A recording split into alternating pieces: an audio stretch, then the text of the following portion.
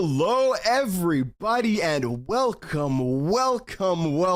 It is, normally I say it's that time of the night, but this is a very, very special one. Regdor is here with me per usual, but it is the finals, Regdor. Every single moment for the past, I don't even know how many weeks, has led up to this. It's at least been 10. It's been a been a hot while. minute. It's been a while. Long awaited, now unabated. It is the grand finals for the Champions Mid-East Division. And Echo, this is like the best day ever for some League of Legends. New patch just dropped. We got Scary Zeri back in the game. True. Ravenous Hydra. All those believers are now gone, dead to us. Like, what's going to happen? Yeah, maybe we won't get a game where we have to see like 6 different Ravenous Hydras in total, right? Where we'll have to make some kind of a comment on it. Now that it's been nerfed, we'll touch on it. I'm sure you want to touch base on that a little bit down the line. We'll get to that. We need to measure ourselves. Patience is a virtue, and we have plenty of League of Legends prepared for you guys tonight because since it is the final, we had to make it a bit more special. So it is going to be a best of 5. But of course, that means we need to know who it is that's going to be here tonight and how the hell we even got here. So looking at the top already, the 4th seed is NKU University, and they have had an outstanding performance, Regdor, undefeated in these playoffs so far. Yeah, undefeated, taking down the number 1 seed, which is kind of wild, as we are going to talk about NTU Huskies as well, but this is the lower seeds in both cases actually winning out on like this miniature Cinderella run, but it's single elimination. There's no second chances, no take-backsies, no reruns. This is all live, and to see that NKU Varsity over this entire season has only really dropped, I think it's 5 or 6 games total here, with their record coming in at 4-3 out of the regular season. They've really scaled here in this preseason era that they've been playing the playoffs on, and really have found like their groove.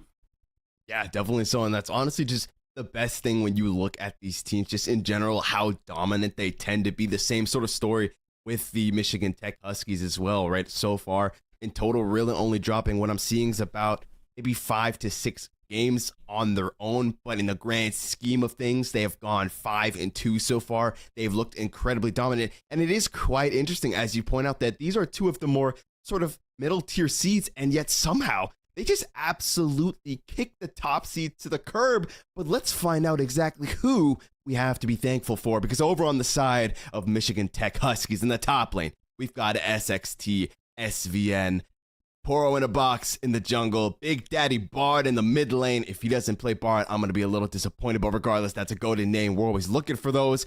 Chungus Potion in the bot lane, and Oblivion Eyes as the support. Yeah, you can't sleep on Chungus Potion. That's some top tier stuff. But all the names on Michigan Tech Huskies, they're just great. We love them all here. A good Harry Potter reference thrown in there in the mix as well. Definitely so. And on the flip side of things, if we could take a look at who they're going to be going up against, NKU Varsity, we've got Chaos Rot in the top lane. I was going to say NKU GU5, but just GU5 in the jungle. Ice Alarm in the mid lane. Seft top, ironically, in the bot lane. Maybe should be called Seft bot. I don't know. Well, I guess we'll see if he's a top or bot. I can't make that joke, actually, now I'm thinking about it. And lastly, I'm going to get fired. Lastly, in the support role, we've got Irish 2. Oh my goodness. Yeah. Don't tell anyone I said that. Don't tell anyone I said that. God, great names. I think the jungle actually goes by Goo5. Which makes me think of a nice little Rainbow Six reference in there. I don't know if that's true or not, but we're gonna run with it. I play a little bit of everything, and so does NKU Varsity. Actually holding, not holding. They lost the heads up against MTU Huskies here back in week 6. That was a 2-0 defeat for them. Sees that they've bounced back with steady 2-0 victories in the quarterfinals as well as the semifinals to get us here, and that is it has to say a lot about, again, like scaling, as I love to call it, peaking at the right point in the season as we're getting into the draft. And it's going to be interesting with NKU Varsity on the blue side here. We've talked about it. Blue side, OP, allegedly here still. So we're going to have to see what they were able to kind of generate with that sort of advantage here in game number 1.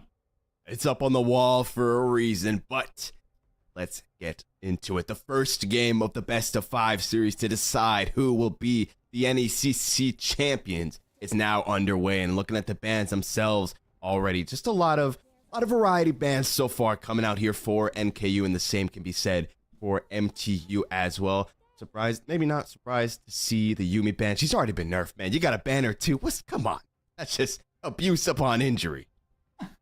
Yeah, no, she definitely has gotten nerfed, but still, Yumi's incredibly strong. She's able to get through the laning phase, able to scale in there. It's like I call that greedy bot lane pick, and NKU wants no side of it. They do end up getting the Silas in the jungle, which I've got to say, I've been hearing more and more about picking up Roa. He's become a big Rod of Ages user, as well as getting that cosmic drive and really kind of feeding into a lot of ability haste and ability to set up ganks well, especially with having that built-in CC with that abduct. It'll be really interesting. Season 13 has seemingly brought out a lot of new junglers. Yeah, and speaking of new junglers, also some of the older junglers that we used to see a lot of the Wukong, right, being locked in, who was a very staple jungler for some time, kind of fell off, was kind of disappeared all of a sudden into the mist. He was just gone. Now slowly making a comeback. Ravenous Hydra, especially being built on a lot of these characters, now being nerfed though. So I'm curious to see, do you feel like we're still going to see it being like one of these, first rushed items as we're seeing a lot before the nerf came through? I still think that it deserves to be a rush, especially for somebody like Wukong. So like the nerfs was like 10% AD splash damage and removing the Omnivamp, which is still incredibly a great stacking AD item for somebody like Wukong. We talked about kind of off the air how he has the ability to go into things like the Radiant Virtue, the Divine Sunder, could technically even go into more tank items like Jock Show, and that Ravenous Hydra just builds a lot of AD for him to be very useful early on. So it has a lot of itemization things for 4 in a box to use, but it also synergizes well when you have the Gragas up there on the weak side and a semi-global at a Pantheon. It's all about this jungle mid 2v2 here for the side of MTU Huskies here in the early game. Definitely. So overall, man, they just kind of run through the draft there. I mean, it's already over, and it only really just began here. I was seeing that Ezreal Karma in the bot lane, especially when I'm looking at that. I'm seeing a lot of harass, a lot of poke coming through here, but the response obviously being the Varus Seraphine, and Varus, a pick we've been seeing a lot of in these past couple of weeks, but dare I say, Regdor, we really haven't been too impressed, I feel, from what we've seen. No, a lot of the times the Varuses here in NECC have been more of like role players using the chains of corruption to really just set up CC as a way to start a fight and having some burst damage. We've seen the rise of lethality Varus again, not to much success sadly. But what's really interesting for this draft is actually that it was an R4 and R5, Varus and Seraphine, and then the opposite side, it was, again, the blue 4 and blue 5 pick out of NKU Varsity to pick up their bot lane. So both these teams have seemingly a lot of priority on their solo lanes here in game number 1, kind of matching each other piece for piece and not really putting a lot of emphasis, although that was, 4 supports banned out, as well as 4 ADs in the process of the draft. So maybe not their most comfortable of champions, but still, like you said, a very poke-heavy lane that doesn't feel like in isolation needs much. It feels like it's going to be a cold war of sorts here in the laning phase. Definitely so. And the thing that I love about the amount of just bot lane focus bands that come out in game number 1, right, as we kind of progress through the series and we start to see these heroes pop up, right, in these solo lanes, obviously, as they will have free reign over these champions. That's probably going to force some of these bands to come out and focus onto these solo lanes and open up, in turn, things in this bot lane. And we're going to maybe get a little bit of a taste as to why both of these teams are so incredibly scared of each other's bot laners. Yeah, no, I exactly want to see people continue to open up the pools as it is, as we're going to see. We've watched a lot of series and how they're going to be defined by some of these hard picks. Maybe it is the Silas that was the B1, was the first pick of NKU Varsity that now all of a sudden becomes whoever has the Silas wins the game, so to speak, and that really draws a lot. But I find interesting that we do have really the Gragas Sejuani matchup, which is kind of like the days of old where you just kind of hit each other and trade grass stacks. Gragas known to be that really premier weak side top laner that can kind of just absorb pressure, get through the laning phase fine, and opt into a litany of different itemizations, because the one thing that they kind of lack at the moment is consistent AP damage. Unless Seraphine on a support's budget is going to go into the Leandries route. Otherwise, Gragas is really your only AP in the team. Varus does some mixed damage as well, but that makes itemization a little bit easier when you have Pantheon, Wukong, and Varus that are all going to build traditionally attack damage, and then Gragas, who's a little bit more of a tank. That does great for Sejuani. That does great for Sylas. They love these things. Definitely. So when I'm not loving necessarily, right, if I'm honestly on either side, I'm a little bit worried, Regdor, because I'm looking at these lineups, and the amount of dive potential I'm seeing right now it's quite a hefty sum coming through here from MTU, right? You've got the Cyclone with the Gragas, with the Pantheon, even the Chains of Corruption coming through from the Rarest, and over on NKU, you obviously have the Sejuani of the Glacial Prison. You've got Sylas, who can look to send it by hijacking one of those ultis, and you have Zed, who can just appear and then disappear all in a blink of an eye. Yeah, and I think that's going to be really fun to watch, in the fact that MTU Huskies really do want that dive element, but NKU actually has a lot of tools to stop it and just peel back or around these objectives. If they're the first one to rotate in, they have what's essentially a pick composition. If Sejuani gets the Glacial Prison down, then everybody just dogpiles on top of that champion, erases them from the fight, and then what can you do as we now get onto the Rift? That's the question, but enough speculation, Regdor. We're on the Rift, and already, oh no, Irish too, gotta be careful, man. Placing down the ward, and he sees the huge 5-man flash coming through. Nice beat drop, and already nice to see that they're starting off this best of 5 strong. Michigan Tech Huskies, they got the dark tech. That is the 5-man roam bot. In the famous words of Echo KO, I'm not a mathematician or mathematically inclined, but 5 beats 1, 9 times out of 10. But no, only thing used on the play was the flash from Oblivion Eyes. Irish said, I'm just going to take the L. I'm going to call it real. Yeah. And gives that first blood over to Pantheon. And that's not the champion you want to see it on. Pantheon is an interesting fellow that we don't see that often. But when we do, it is into these winning sort of matchups. That built-in, CC with the Aegis leap is going to allow him to get a lot of damage down quickly and early on Zed before he's allowed to really try to get these combos in, and kind of it's like a combo breaker. Having that longsword in tow already is going to help him out that much more. So, hey, listen, man. Some would say that they're setting themselves back. I would say NKU is just making it that bit harder for themselves, so that they look even better when they come out with the win. Call me biased, but maybe that's the move. There's already some trading going through here in this bot lane. Once again, Irish getting hit with that beat drop. He's certainly scarred from it by now, but already we can see just that bit of shove coming through, that bit of poke as well. And I feel like we're going to be seeing a lot of this in this bot. No, absolutely. And I think there's 2 important points I need to throw out here. One, first and foremost, is Oblivion Eyes has a Doran's Ring. Does not have the Spell Thief's Edge. It's not stacking anything at the moment or getting that XP in gold. This may be like a sort of econ trick where you start off the laning phase with this to be a bit stronger and then pick it up on the first pack, is going to mean that around those second Drakes, there's going to be a vision disadvantage for the side of MTU Huskies. The other thing to bring up is that we do have the Moss Stomper, that green egg for both these junglers. Did get some changes, biggest one being the tenacity buff durations going down. Once that shield goes away, you only have 1.5 seconds of that tenacity still there. And also that their tenacity is now moved from being an item type to a champion type. This is like super nerdy stuff, but big difference is additive, addition for item, Big but math. it's multiplicative. Indeed. Speaking of addition, they're looking to add themselves a kill to the roster, and oh my god, Goo 5 just absolutely shreds through 67 in that top lane. Nicely done, a nice little gank, and already NKU find themselves back somewhat equalized. And he has to burn the TP on the play too. 67 now in a pretty bad spot in the sense that he got ganked. No flash, no TP. Has to come back and catch this wave. That's a really easy repeat gank for Goo 5 to be able to come back in on. But Big Daddy Bard's got himself a kill. He's got himself an angle. Someone tattletaled that Goo 5 was a little bit low in the jungle. Jumps on top of him. Ignite comes out. The damage comes through. And Big Daddy Bard gonna go ahead, pick up the kill and the blue buff as well.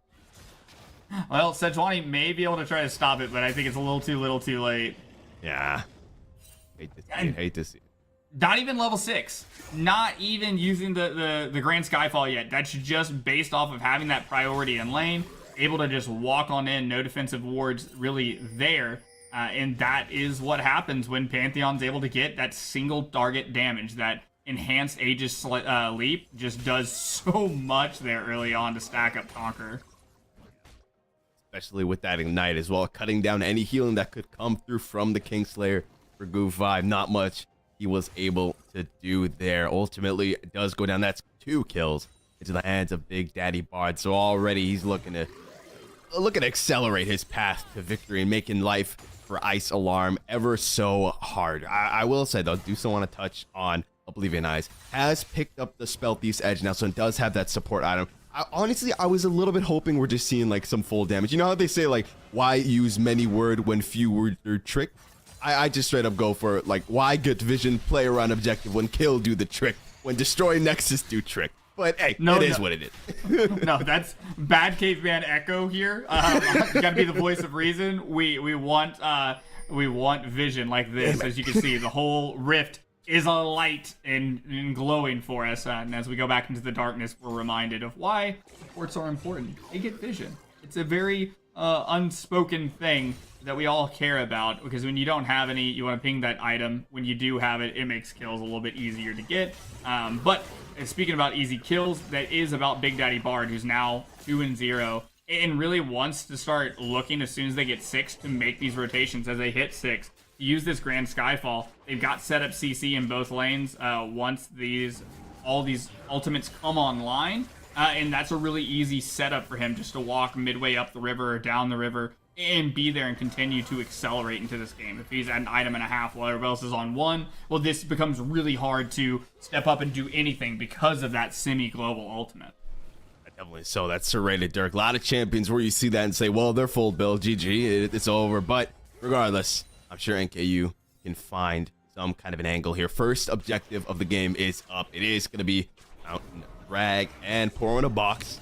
Already making his way on down. Gu5, though, looking for a little bit of a rerun. They find the stun, the ignite, and look at that damage. Nice explosive cast, but 67's ticking down, and down he goes to the ignite. Not much he can do there, but that does signal Poro in a box to get this drag started up.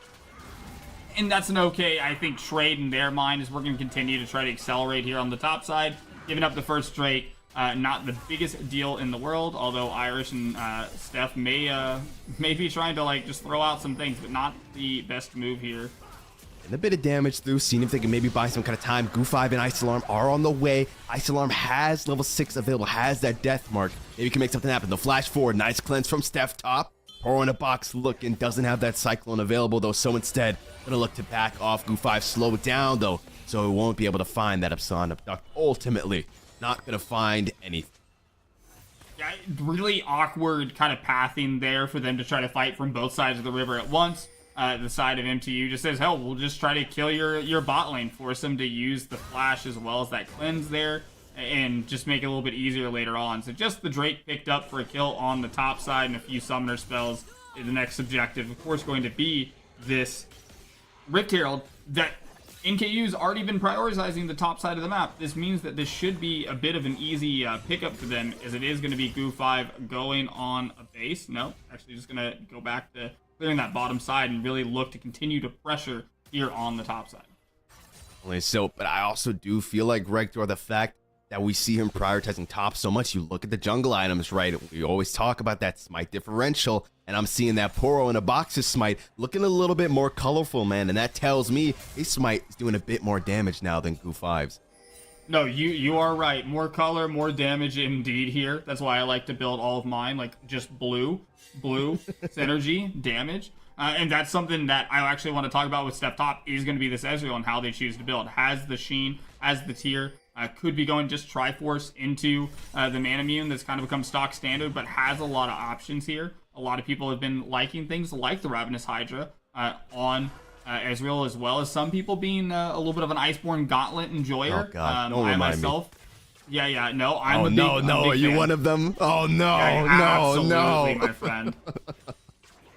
Dude, the amount of survivability that comes out from that is so massive. The fact that now they're Sheen on it as well as in this bot lane. They didn't see the jungler coming. A nice hijacked ultimate comes through, but it might not even matter. They'll lose one member, but Goo5 picks up 2.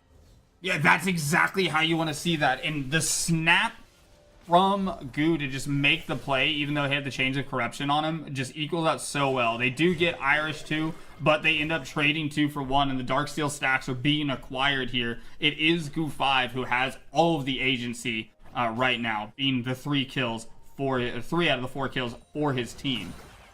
Definitely so. He's got the crown. He's looking to get the knowledge, looking to upgrade to that book sooner than later. 5 stacks already, Hextech ultimate. He's got the mini book on him. He is hitting hard, and we are seeing that accordingly. And now we're finally seeing that top priority pay off as they are looking to start up this Herald pour in a box completely on the other side of the country. So I'm pretty sure this should be a confirmed Herald for NKU. And really great timing to make the bot lane play, make sure that they get the double kill, have the push in lane, so then Irish is able to walk up here without a loss on the play. As you can see, that wave is just now crashing here on the bot tier 1, and because you have Ezreal, you don't have to worry that hard. He can be the weak side warrior, can be played that way, and just equaling out pretty successful for them. Really hope that they use this Rift Herald around mid to maybe try to even up, as now Irish is going to walk smartly that way. It wasn't caught on vision. He is yelling at Steph Top, you need to get out of there right now, man. Nice cleanse to make sure that the Encore doesn't pull back, but look at that damage coming through. Pour in a box, flash forward, heal as well. But a nice beat drop from Oblivion Eyes. Gonna make sure that he stays safe, taking a lot of damage from that turret. But Ice Alarm is on his way. It is indeed flash forward, and whoa, he just gets absolutely deleted. They're gonna go ahead and let Pour in a Box escape for now, because Big Daddy Bard is here. A lot of damage comes through, and Big Daddy Bard is there to protect the kids. Oh no, he can't quite save Oscar Wilde. Down he goes to the Ignite, and now he's looking to find himself Steph Top as well. He says, Steph Top, sit down. That's now 4-0. That is the Eclipse finished on Big Daddy Bard. A little bit of an overstep from the side of MTU. Does get cleaned up on the back end, but you saw Pour in a Box taking so much damage, not only from Steph Top, but also the minion wave along the way there. Things kind of get evened out here on the back end, but the biggest thing is that Pantheon's a big boy. He's got the God of War inside of him, and if you ever saw that franchise, it doesn't turn out very well for people. It does not indeed. Has that Eclipse built up as well. On the flip side, though, Goo5 or okay, listen, Recto. I have informants in the chat, right? And they're saying it might actually be Gus rather than Goo5, that the 5 might be an S. I'm not sure. I'm gonna have to wait for official ruling on that one. But regardless, he does have that Night Harvester available, an item that's come a lot more into prevalence recently with some of the changes that it received. As they're going to have to see some kind of change here on this dragon. Otherwise, it's going to be the second one for the Huskies here. Goo5 looking at that, and he steals it. Absolutely huge. How is he going to get out? He's going to fight his way out, but he doesn't quite have the damage. 1 versus 4. I'm not mathematically inclined, but I think 4 people win. Yeah, you know what? You can call him Goo, you can call him Gus. I just call him a little bit of a jungle diff there, as he's able to jump in 1v4 and get the smite down. That's a little bit of ice water in their veins, and we love to see that here in the finals, in a best of 5, as the top side's just going to continue to be, I hit you, you hit me. Looking like a Steelheart kind of angle here from Chaos Rod. We all know that item pretty well here in the preseason. Yeah, definitely so here. Just the handshake and that damage coming through. Big Daddy Bard, why are you waving the white flag? I saw that, man. Stop pretending, bro. You are running amok on the Rift, just absolutely deleting everybody here as a 2-man assault is looking to assassinate him. But look at that. They just don't have the damage, and the healing that comes through is too much. As Pour in a Box actually ended up taking out Steph Top there. Yeah, Steph Top taken down in the process here, and you saw even on that 2-man, maybe if the abduct had hit, it might be a little bit different. But the ultimate of Ice Alarm actually not able to get a lot down on that combo, and in turn, just kind of wasted the time there of the jungle mid of NKU, and they will be able to get down Shelly, but how much is she actually going to be able to get done is the question. That is the question, and the answer is going to be a couple of plates going into their hands here. Down she goes. Thank you for your service. Thank you for your sacrifice. You will be remembered, and the gold you've given will be put to good use here. And already, Rector, we are seeing Ravenous Hydra still being picked up here. First item by Ice Alarm. He's saying, listen, you can take away the Omnivamp, but you can't take away our faith. Yeah, no, I think it's become too much of a staple now, especially, again, with just the ability to literally just stack it by CSing and in turn giving you that bonus AD. It's just too great. I mean, even the base Omnivamp's not bad for people like Zed, for people like Wukong here, as Porona Box is on their way to building that as well. And it's still going to be great in the context of the game. The biggest thing right now is if you're an NKU fan, you've got a 4-0 Pantheon to deal with. And that's a bit of a problem, as well as the final smite completed for Poro in the box now has that shield, has that bonus tenacity that's going to aid them as they finish up the Divine Sunderer here. Yeah, and not only that, has that 1.2k damage smite coming through, while Guts still needs to go ahead, farm up some more camps. Obviously, it'll be a bit quicker since you get those extra treats, I believe, every 60 seconds, if I'm not mistaken. Helps you get that a little bit faster, but regardless, he's got 2 minutes to get it done here before the next dragon is up. And already, if you can see that hourglass over at the Rift Herald, it's up pretty soon. And you can see the gold differential right now is mostly out of really the mid bot of MTU here, as Ice Alarm's gonna have to shadow step his way on out of there, as that is the grand fall used by Big Daddy Bard. And they're looking like we're gonna have a little bit of they're looking Death Mark onto Pour in the box. He uses the clone. Encore comes through. Nice 2-man stun, but in the backlines, Big Daddy Bard's looking for some death as well. They're gonna find themselves the first pick. Gus is brought down as well, as Chaos Rot has to watch all his team rot and fall, and he's next on the list. Down he goes. Steph Top, the only man left standing, and the Huskies are looking dominant. You know when I said choose a target and blow them up? Sadly, Poro in a box cannot be that guy because of the sneaky clone there, able to actually get out of most of the combination and get to safety, and then you're just kind of diving into the enemy team, something that I said NKU's composition could deal very well with. Well, what do you know? The Huskies can play that game as well. It's just peeling back away from the threat there and able to take them down in a 4v5.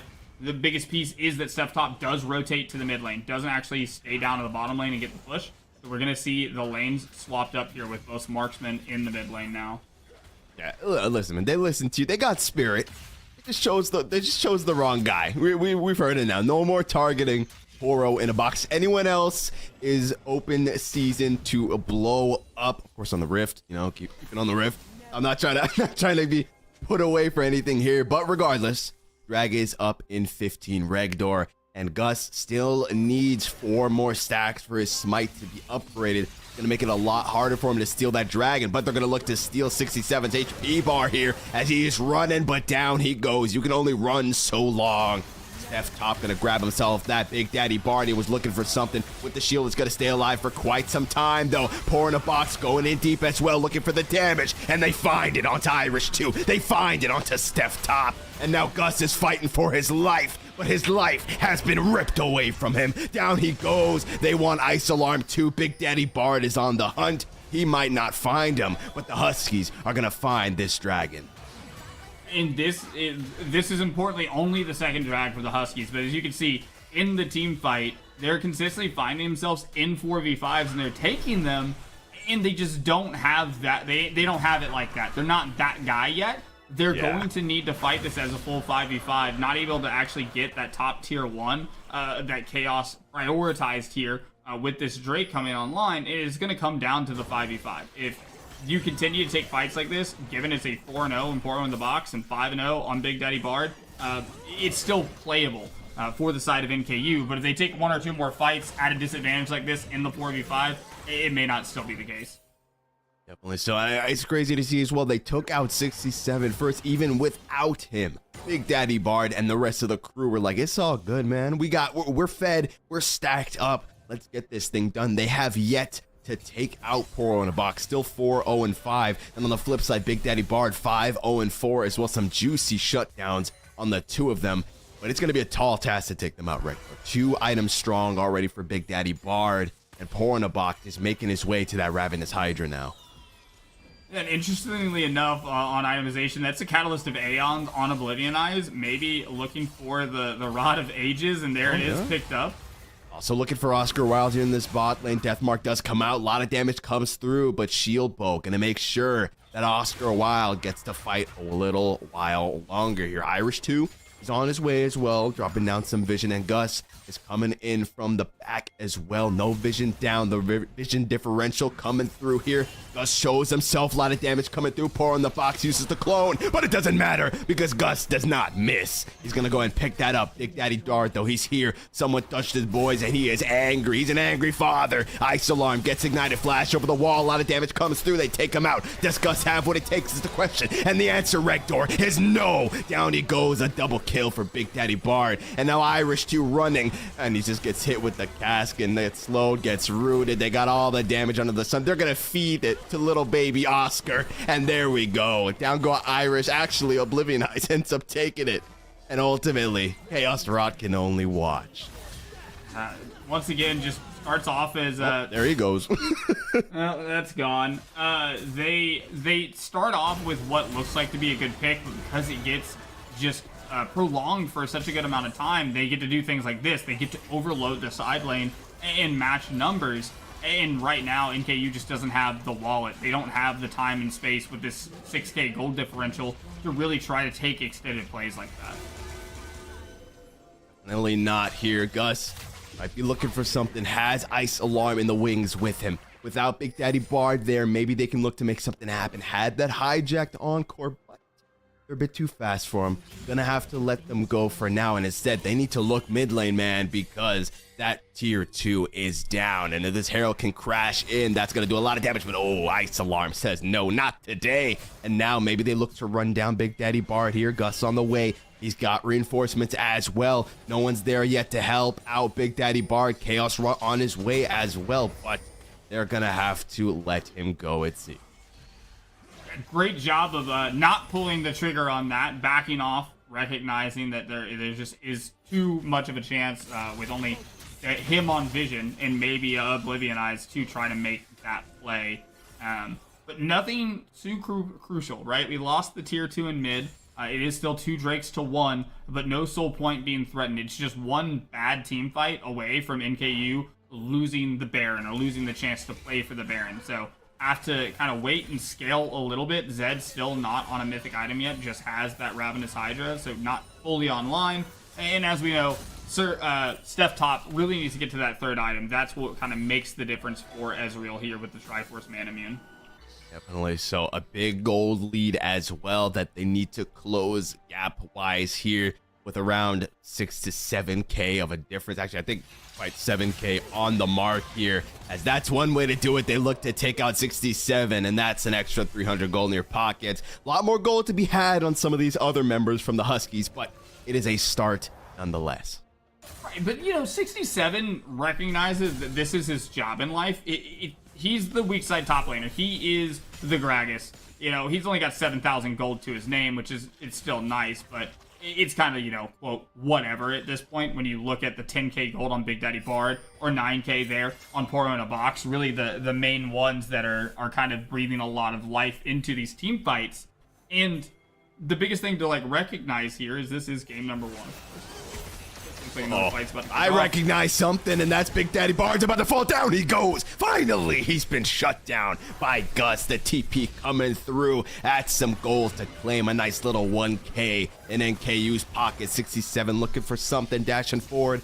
Not gonna find anything though. It's up to the kids now. Big Daddy Bard has left a legacy, and the kids have some big shoes to fill here. With this drag up, NKU cannot give it over. Will they be on Soul Point? An Encore comes through, gonna find Gus, and that's about it. Chaos Rot is absolutely destroyed by Oscar Wilde, able to free fire with that lethal tempo going. And ultimately now it's up to Gus to find the steal angle. They're gonna go ahead and pull the drag out. The question is, can Gus make something happen? No vision in the pit. Actually, they might just see it because of the ward in the bush there, but it is going to go down. Nothing that Gus can do. Has to give it over. And with that, the Huskies are going to be on Soul Point.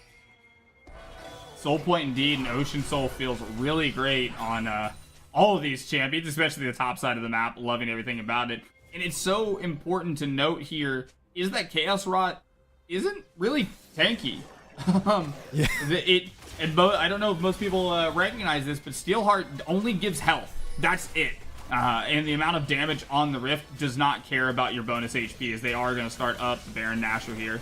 Yeah, start up more like finish, Rector. Look at that, already down to 17K. Look at his stun up Goo, make sure to push him away. They are muscling him off his own turf. Down the Herald goes. Will they live to tell the tale? Yes, they will, but Gus won't be so lucky. They might look to just take everyone out. So, Cyclone into the back lines here. Irish flashing on top of him again. You can shield all you want. It won't be enough. Down he goes. Ice Alarm running for his life. 67 looking to get some revenge. As Chaos Rot goes down, Iced Alarm is one of the last members standing. He'll be alive for now. I don't know if I could say the same. Actually, never mind. Big Daddy Bard's here. No, don't get him. No! Down he goes. And now Steph Top is the last one standing. True Shot Barrage finds some damage. But Big Daddy Bard finds him a nice encore. Down he goes. And the ace for the Huskies.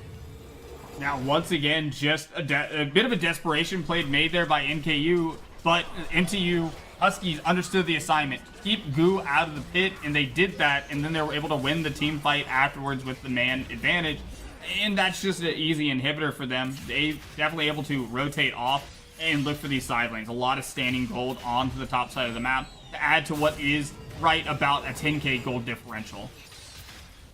Absolutely, it's getting rougher and rougher for NKU here. Down 10k gold, down a whole lot of kills, down 2 drags as well. They need to pull themselves out of the mud here. It is an uphill battle. It is only game 1, you could say, if you're an NKU fan. Just, learn from this game and move on to the next. But NKU is not going to go out without a fight here. And everyone, I feel, is looking towards Gus right now. 6-6, has those 3 items in comparison to the rest of his team, which is still looking to get that gold, get that income, so they can get onto the same level as the Huskies. But time, it feels, is running out, and I feel like time is running out for Chaos Rot here as well. Was looking to hold this top turret, but the Huskies say no, that's not happening. But it's gonna be okay for now. Can't be slowed down. Love to see it. Yeah, we love not being slowed to death with that rallies there on Oblivion Eyes. And that's the important thing at this point, is you cannot defend the tier 1 solo. You cannot defend the tier 2 solo. You need space, as Gus is trying to create shut some. Down. Okay, a little bit of damage comes through. They do get themselves a pick. They shut down Big Daddy Bard once again. But I feel the problem is, Rector, all this money, it's all going into Gus's hands. And the moment that he's down, we're seeing exactly this, right? No one else could really answer the call. No, they can't. It's like the past season, the call. Listen, there's just not a whole lot of actual frontline. Like we said, Chaos Rot only has health, hasn't finished that Frozen Heart yet, just has the Warden's Mail in terms of armor against this mostly AD composition. And so, as you can see, there's just not a whole lot of resistances there to say, stop, you're not allowed to pass this point. Only so here, but they're gonna try to regardless. 67 will hold the line. Run, brothers! I will give my life for you. Down he goes. Gosh, brings a tear to my eye, man. But the rest of the boys are gonna go ahead and get on out of there. They grab themselves the turret. They grab the inhibitor as well, and the pressure is mounting. And I just love this play from the side of MTU Huskies, because 67 is a Masters level player, about 320 something LP in here. Big Daddy Bard is able to block the Glacial Prison. Looking for him, seeing a new side of him where he knows he's got to run away. Gus is like, listen, man, I'm tired of what you've been doing to my team. I'm taking you out right here, right now. And there we go. The kill. Gonna go over to Chaos Rot. Hijacked Encore. Gonna find 2 members. They're nicely done. They find the double kill. This might be the turnaround NKU's looking for. Cyclone, a lot of damage. They find Oscar as well. They take him down. The Cyclone Pearl trying to do his damnedest, but he can only do so much. Backed into a corner, healing as much as he can. He's actually outplaying him so much, but eventually he will fall, and NKU pick up a nice 4-man. Yeah, they get the fight they needed, but now they've got to retreat to grab these supers that are pushing in the top lane and the mid lane at the same time. They're going to split their focus. They're going to send their solo laners back and try to take down this Drake to stop the soul point. It's only 67, so more than likely they're going to be able to get this. And this is the crucial point for MTU. You've seen plenty of games being up 10, 15k gold, but if you can't close out and you just feed supers into the team, oh, they're not going to be malnourished for much longer. Definitely so. Here, already Frozen are being picked up now, like you mentioned, for Chaos Rot. So now he can start stacking those resistances, become the tank he was always meant to be before, when he only had that Warden's Mail. Big Daddy Bard just say, hey, you see this little black cleaver right here? Yeah, goodbye to all your resistances. But now that they're feeding all this gold on over, they're feeding these supers on over, can start getting that income, get those items. A nice shadow step from ISO. I'm just barely going to keep him alive there. Yeah, and that's just something that's so incredibly important for Isolarm and Steph Top, is being able to buffer this CC, buffer these stuns to try to create that space. You know, Cleanse is a very high cooldown, low cost kind of spell that you don't want to get rid of here, as they're going to have to try to establish this defensive vision. You can see it there right outside of the Raptors, or not the Raptors, the Wolf's Pit, trying to create some vision line between these supers pushing in to try to catch somebody out in rotation. But this is the base defense. This is the final stand of sorts that's coming here for the side of NKU. If they're able to repel the Huskies and fight for this next Baron, then they've got a shot that's only about 10 seconds off. So, I mean, we saw what they can do. They're able to find first member. We saw when they picked off Big Daddy Bard, they were able to snowball that into an entire 4K. Question is, can they do it once again? The Baron has been started off 67 and Oblivion Eyes, looking to hold the line once again. In the encore, they're not going to find too many members, but regardless, they buy so much time that it's enough. The Baron goes down. They find the beat drop, they find the damage, and they find Chaos Rot. That's a tank down. Nice Cyclone, nice damage coming through. They find the root, and Big Daddy Bard's here to get things done. Goo goes gold. Goo goes into the ground, and Steph Top, once again, is the last man standing. He's going to make sure that these waves don't push in, but I don't think it's going to matter too much, Regdor. Look at 67 Oscar Wilde. They're walking in that top lane. The inhibitor's not long for the world, and neither is Steph Top, trying to get the kill. Shusha Barrage finds some damage. Oh my god, the sidestep! Big Daddy Bard is a menace, dude! And with that, fittingly, they're gonna go ahead and close out game number 1. Game number 1, hard fought, but just the Huskies coming out and showing that, hey, you might have 2-0'd quarterfinals, you might have 2-0'd semis, but so did we. And a lot of this has to come down to just a Big Daddy Bard, like you said, a menace. I don't think they're going to allow Pantheon to be played. Again, even though it's just a counter pick, it's not something that I believe that Big Daddy Bard is just going to blind pick into every time. But nonetheless, it shows exactly what happens when this jungle mid synergy happens, when you get a first blood, when you get a rotational kill, and then you're off to the races. If you are an NKU fan, you gotta draft something a little bit different. I think you need some more strength on the map. Ezreal is a fun champion. I enjoy playing him, but he's so skill shot dependent and so hard to play out in these fights that you lack a lot of damage there. That he is alive. He's doing his best, but he cannot commit any more to the fight just based on how the champion works. So maybe a little bit more emphasis towards the bottom side of the map, trying to get a winning 2v2. Yeah, I feel also target selection is going to be huge for all the games going forward, right? Because we mentioned still way early on when you wanted to see NKU focus one target, blow them up, right? Use that to snowball to the rest. Then they go and focus the Wukong, who just, presses W. He's like, well done. You've fallen into my trap. And then he's just like, okay, spend it all on my clone. It's all good. And we kept seeing these ganks in the top side as well. And 67 just said, okay, I don't care. This is my job, is to die, bro. Like, you're not getting anything else for it. And he kept doing that over and over and over again, while mid lane was able to just scale to infinity. Bot lane was a little shaky at first, but then as the game continued, they were looking great. And so overall, just need to make sure that they're selecting the right targets and picking out who they need to take out first. No, absolutely. And kind of like as the tail of the tape, just a little like side note is the fact that when you look at these two teams, 67 is 300 plus LP Masters player. Steph Top, also a Masters player. These are the people that I would look to lead their teams and be sort of that rock for them. And you could see this time with the Huskies just being that tank, being the guy who says, hey, I'll take the hits. I'm going to build full tank and just be a menace in side lane and create this pressure. I hope that NKU can give that same sort of autonomy to Steph Top and allow him to kind of shine and be that general on the Rift. Definitely so here. Well, they'll have plenty of more chances to do it because it is a best of 3, so we still have many games afoot. We're going to throw it to a quick break. That's right. We got the 5 total. Hopefully we go to a full 5. I'd love to see it, but we'll have to wait and see. So we'll throw it to a quick break. And then when we're back, we'll get into draft for game number 2. Don't go anywhere.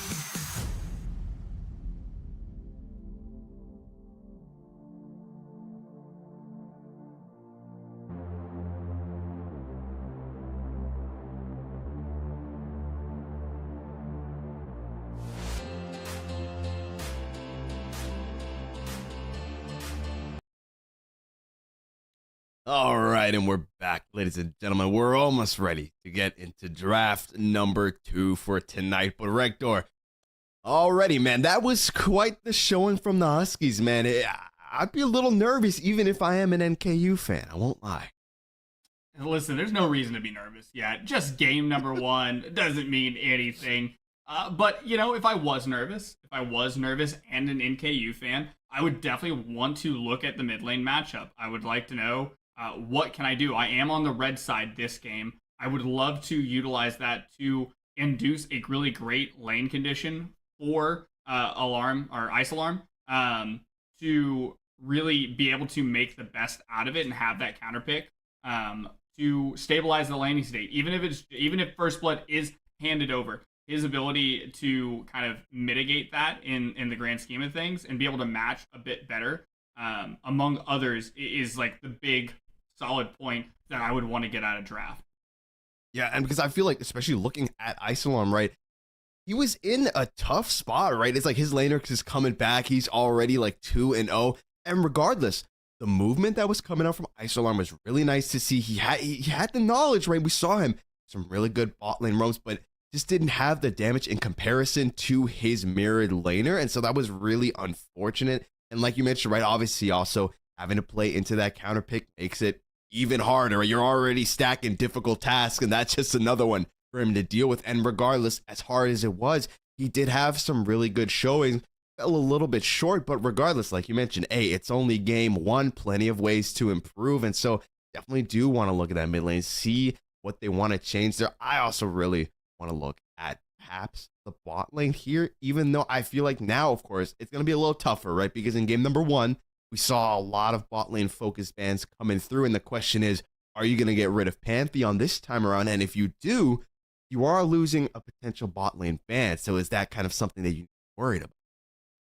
You know, I don't think that Pantheon, even though Big Daddy Bard had a great showing, I don't think it's worthy of a ban because I do think it's something that you can only pull out when you see it enough. Now, given they did pick it on R1, that's counterintuitive to everything I'm saying, but nonetheless, it's not, you can't use the same trick twice here. And maybe some of those tendencies is what NKU is able to latch onto, is the fact that Big Daddy Bard wants to rotate, wants to make these plays on the map, and that allows them to be a bit more cognizant, especially for GU5, making their movements around the map. But I do agree, it's going to be the bottom side that's the other piece of this. Is like part 1A and 1B, have a strong mid lane matchup, try to get counterpick.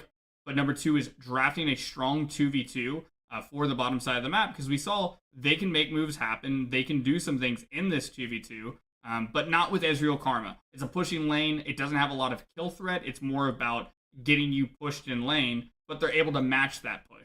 So having something that has kill threat, trying to be a little bit more early game oriented, could be the boon for them if they come out of a lane with an advantage.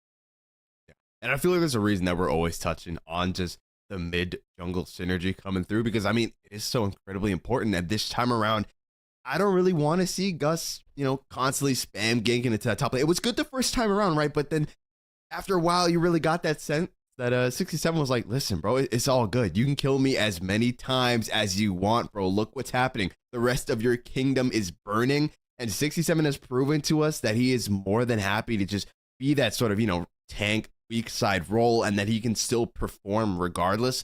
So I really want to see some more emphasis on that mid jungle, bot jungle synergy coming through. Get those laners ahead and fed so that they can just wreak havoc. Yeah, it's a new season. It is the preseason, but the game hasn't changed. The game is still about pushing bot lanes, stacking drakes, and you do a lot of that through jungle mid. You do that by having the priority and the first rotation. You have that from denying resources away from the enemy jungler, and that's exactly what they need to aim to do, because as we saw and mentioned multiple points in the last game, it was that tier 2 smite coming in for the side of the Huskies first, and the finalized smite coming in first. They were constantly ahead in the econ in the jungle, and they were ahead in the mid lane. Those two things allowed them to overload any side of the map, kind of make the plays and match it without losing anything. Meanwhile, NKU was like having to, kind of cut off one finger to save the hand, for lack of better terms. Definitely so here. Hopefully, NKU is taking plenty of notes as we're getting into draft for game number 2. Already, I'm seeing Rector. Seems like with finals, the scripts have been flipped, and this time around, maybe it's red side superiority. Who knows? Maybe it's MTU superiority. We'll have to wait and see, because NKU has opted to swap on over to the red side this time around, prioritizing that R1, R2 picks coming through, and already securing themselves the Sejuani once again. The Graves being locked in as well. A much more heavy, hard-hitting jungle. Yeah, they did indeed drop the Belveth ban for the Silas here for the side of the Huskies. And they did pick up the Wukong and the Poppy there on the first and second pick there. So that's a strong, another strong tank on the top side there in Poppy that can really just withstand Sejuani here for most of the game. But like you said, it's the Graves in the jungle that makes the change up. There's no synergy for Sejuani here. You're not getting passive stacks done. So maybe that should be left on an island and indeed set up here with Ice Alarm on the Xerath, a champion we don't see very often. That's true. That's true. The Vex as well being locked in. Like you stipulated, right? Pantheon not worth the ban, so they don't indeed ban it instead. Looking to get rid of the Varus here. Look at the amount of bot lane bans still coming through. Their faith is unshaken. Game number 2, 4 total bot lane bans for NKU coming through here. While on the flip side, MTU is looking more towards the jungle and supports this time around. And your girl's getting picked, Rector. I'm gonna just leave it to you already, man. Go for it. So this is a really interesting bot lane. This is the classic Kai'Sa Nautilus. You're going to get those passive plasma stacks off of the dredge line, off the auto attacks. So this is the strong bot lane that I did want to see from them. But because they picked, they actually end up opting to take the Nautilus into the Renata. Has the handshake, has the bail. It has a lot of tools to keep Xayah alive in the early levels. So it's very skill oriented, really around these supports. But Xayah is another champion that we don't get to see that often because of how she is she's an all right champion until she hits 3 items, and then the game changes. Like, she hits her final evolution here. She goes Super Saiyan and is able to do so much in front-to-back team fights, into people chasing into her by getting the feather pullback, getting that root and damage down. It's going to be really interesting because I don't know who wins this, honestly, in the 2v2. But in theory, Kai'Sa, this is what we wanted to see out of NKU. Put some emphasis on the bottom side. Try to have what is a semi-winning matchups with Graves in tow as well. Like the 3v2, the gank setup should be really well defined to try to get some kills out early on. And that always feels like a good thing as well, when you can't really predict who is going to win, right? Equal footing for both sides. But I will say, obviously, touching on that Xayah, you mentioned how you need to hit those 3 items for that complete evolution. I just feel like that might be the same sort of syndrome we saw on that Ezreal in game number 1. Obviously, the teams, the sides are swapped. So this time around, Xayah is on MTU side. But we saw the same thing kind of with the Ezreal, right? Got behind early and really took some time for him to come online. Once he did, started doing damage, but too little too late. So I'd love to see if NKU can maybe look to capitalize on that, get something started level 3 in this bot lane, put some hurt on him, and just run away with the game. Absolutely. And here's the fun story is that Steph Top, as we talked about, was like, give him agency as a Masters level player. Is supposed to be like the rock of the team here. And you get Kai'Sa, who is a champion that has a ton of agency between using that supercharge once it's evolved, having that invisibility to reposition in team fights, the killer instinct to jump onto the backline or to reposition safely in team fights. All these things give him tools that he didn't have in the last game. And just taking a quick look, he's been playing a ton of Kai'Sa and solo queue over the past 2 seasons, not dropping below a 65% win rate on the champion.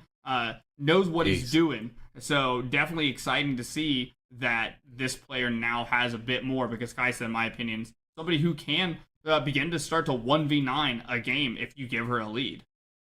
Definitely so. Here he's just saying, listen, you can ban as many bot laners as you want. There's always one that you have to leave open. The Kai'Sa in this case, considering they also, obviously MTU banned away that Silas in that first rotation, taking it away from Gus, because it was sort of, it felt that main driving point. He kind of felt like the everyone was looking towards Gus, like, you need to lead us out of this thing.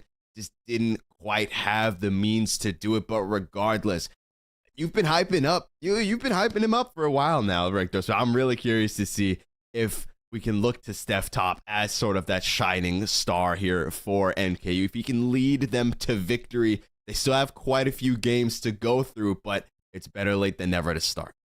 No, absolutely. Every star starts out rising before they're, in the night sky here. And it's so important to, talk about what NKU's draft looks like. They have two forms of engaging these fights, and that's really off the Nautilus Dredge line and the Sejuani here. But if you look on the opposite side of their ways to start a fight, you've got the hostile takeover, you've got the Shadow Surge to a degree, and you've got the Cyclone.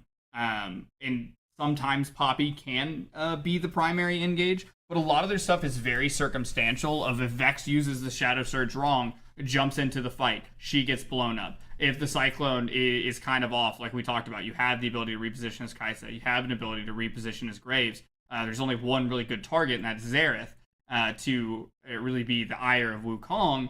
Then they're kind of in a rough spot because they need to be proactive and be ahead, essentially, in order to jump onto the side of NKU. Meanwhile, Sejuani, no matter what, and just is going to stand there and kind of take the brunt and at least be able to get the Glacial Prison down. Definitely so here, but enough standing around in the loading screen. Rector, we're on the Rift. Game number 2 is underway, and already I'm seeing the 5-man rotation come through from NKU. This time around, they want some blood. Handshake, gonna go ahead and land. Looking for something, but ultimately not gonna find anything. But I already like the aggression coming through from NKU. You like to see it. But that's incredibly important, too, that Oblivion Eyes has to start with the Handshake. Generally not the level 1 spell that you take. And now that that hand's kind of been shown, the minute that Oblivion Eyes tries to go for that trade down there in the bottom lane, that opens up Irish 2's ability to engage with the Dredge line, to be able to flash auto, whatever it may be, has the opportunity now to get on top of them here early on. So what may seem like maybe a little thing has much bigger consequences as they get into lane here. So I'm going to have to wait and see. No secret tech coming up from Oblivion Eyes this time around, starting off with that Spell Thief's Edge. And oh, come on, Ice Alarm. Oh, come on, man. You could have at least waited for the minions to clash. Already getting that early goal. 5 extra money. You love to see it. GG. It's 1. Yeah. First strike, OP. There we go, as it is going to be 4 in a box here, starting on the top side. Meanwhile, NKU Goo5 starts Leechless on the bottom side here because they want to try to get priority over the wave. They want to try to bully Oblivion Eyes and Oscar Wilde out of this bot lane early on to be able to get these favorable trades. But it is important to note because Goo is moving away and Porobox is moving down. Already starting things up though. Ignite getting dropped down on Steph Top there, but Irish 2 able to step forward, take the brunt of the damage there. That's Ignite out as well now already. Won't have that available. Is going to keep Steph Top in somewhat of a health deficit, so he's going to have to be careful. Handshake does come through though. Ignite as well, followed up by the Dredge line. Double flash, triple flash coming through, and it's going to be a 1-for-1 trade. Steph Top grabs himself first blood, has that lethal tempo stacked up, so Oblivion Eyes has to be careful. They will go 1-for-1, so not all is lost.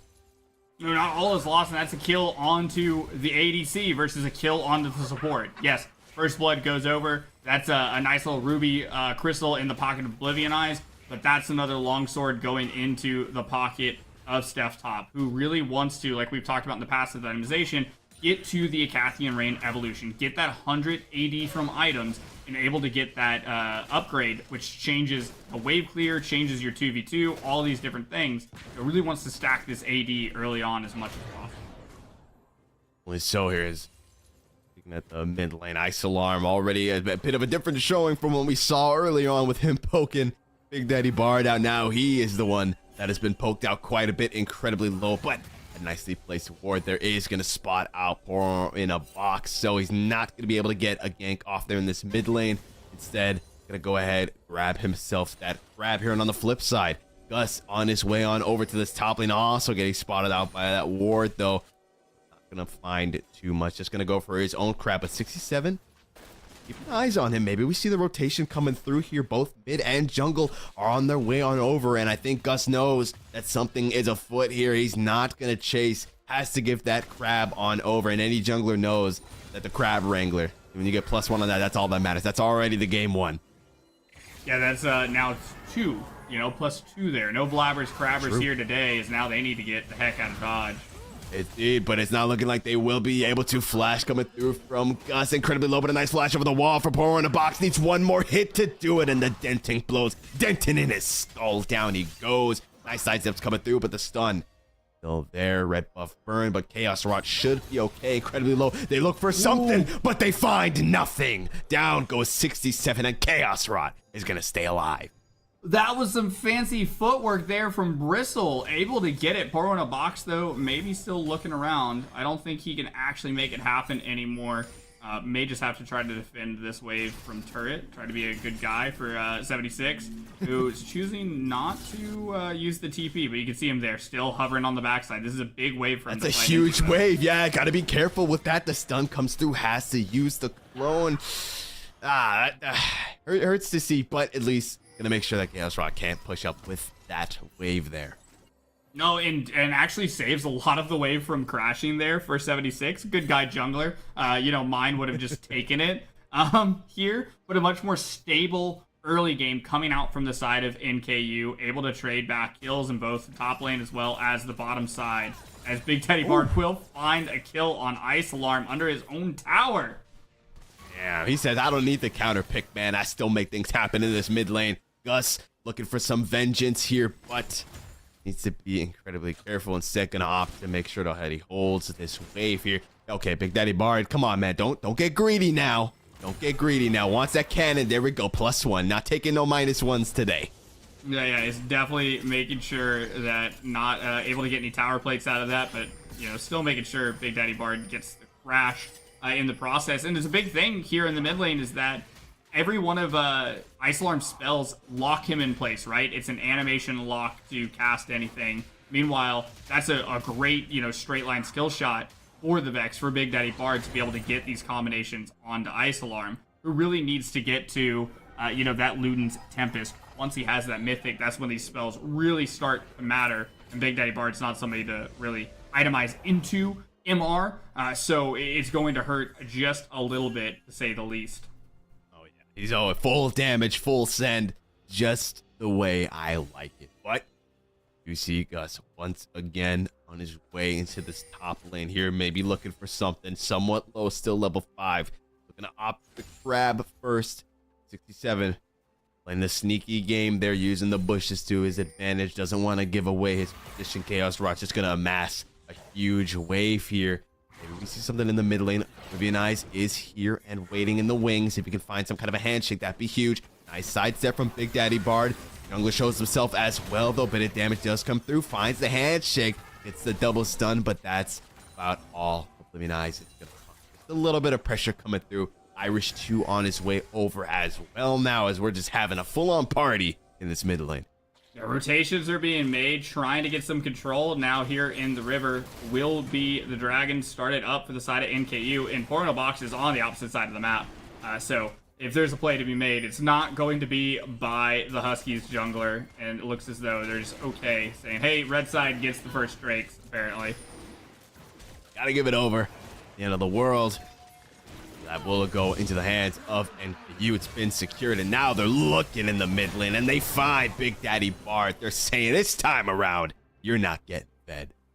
Yeah, definitely not going to get the 5-0 score line there, as it's just going to be 1-1 here, but able to stay up in CS by a little bit. Has that lost chapter, probably going towards the Ever Frost, as we like to see, extend that CC duration there.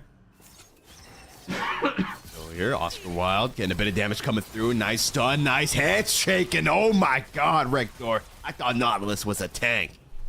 Yeah, that pullback there was so crucial, waiting to the last second from Oscar Wilde to get that damage down, 4 or 5 feathers, and then the handshake after just equals a dead, I almost called him an astronaut. Not an astronaut, the opposite of that. Wrong skin. Scuba diver? Wrong skin. Yeah, listen. He's canonically like a scuba diver, right? That's I think what it is. Yeah, something like that. I forget. He's big, he's burly, that's all that matters, and he's got a big hook. So regardless, down he does go. That is going to be yet another kill. However, go into Oblivion Eyes rather than Oscar Wilde, despite doing all the initial legwork. Yeah, all of the legwork there. Now 2 kills on the support. Feels bad for lack of better terms. But nonetheless, that means that we're going to get faster to that mythic item. More than likely the Shirelia's Battle Song, which helps enable this team a lot with what we talked about. Circumstantial forms of engage, but with that little bit of a move speed bonus, it's going to help a lot of them be able to get on or stick on the opposing team here. As here's some pings coming down there. It looks like Oblivion Eyes on another roam into the mid lane. Maybe looking to make that full rotate up for the Rift Herald, not the Scuttle. Indeed, Irish too showing himself once again in this mid lane. Gus though, again starting up this Rift Herald here, very akin to game number 1. He loves that top lane, he loves that Rift Herald, but Oblivion Eyes is gonna spot him out, drop it down. The ward does need to be careful. Does get slowed down though, however. Big Daddy Bard, though, being covered up by the map, but he got some poke in. Pouring the boxes here. Hostile takeover gets dropped, but the Herald gonna get stolen away by Poro in a box. And Gus gets hit by the Shadow Surge. Not gonna find the reset, however. But Poro in a box is not looking to let them escape without a fight here. A lot of damage going down. Chaos Rod is tanky. Is he tanky enough? The answer is yes, just barely.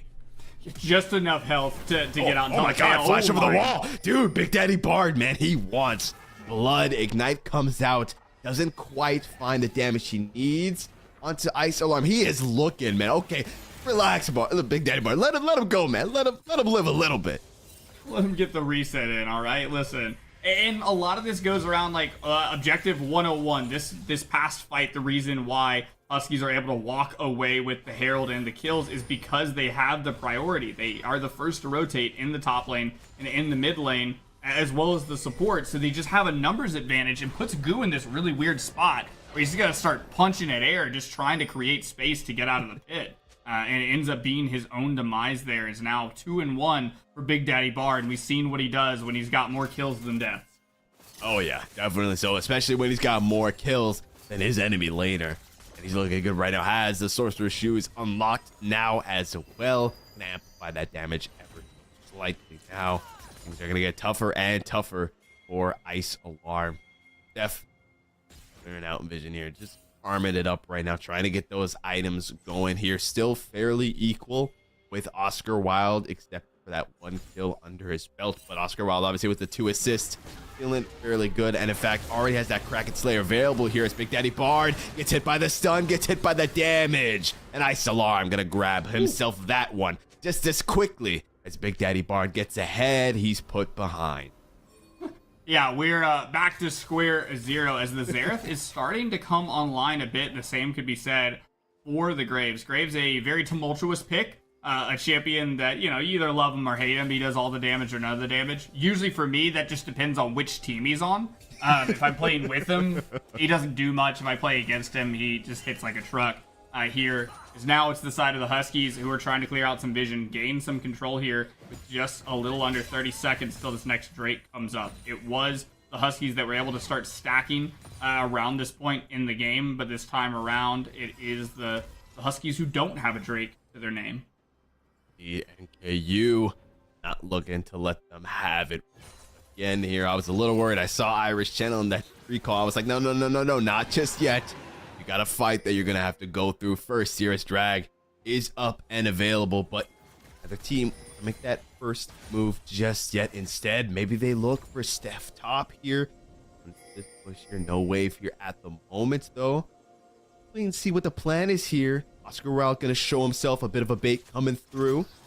Come on, Steph top, just a little bit closer. You know you want to, but ultimately he will not fall trap to the bait.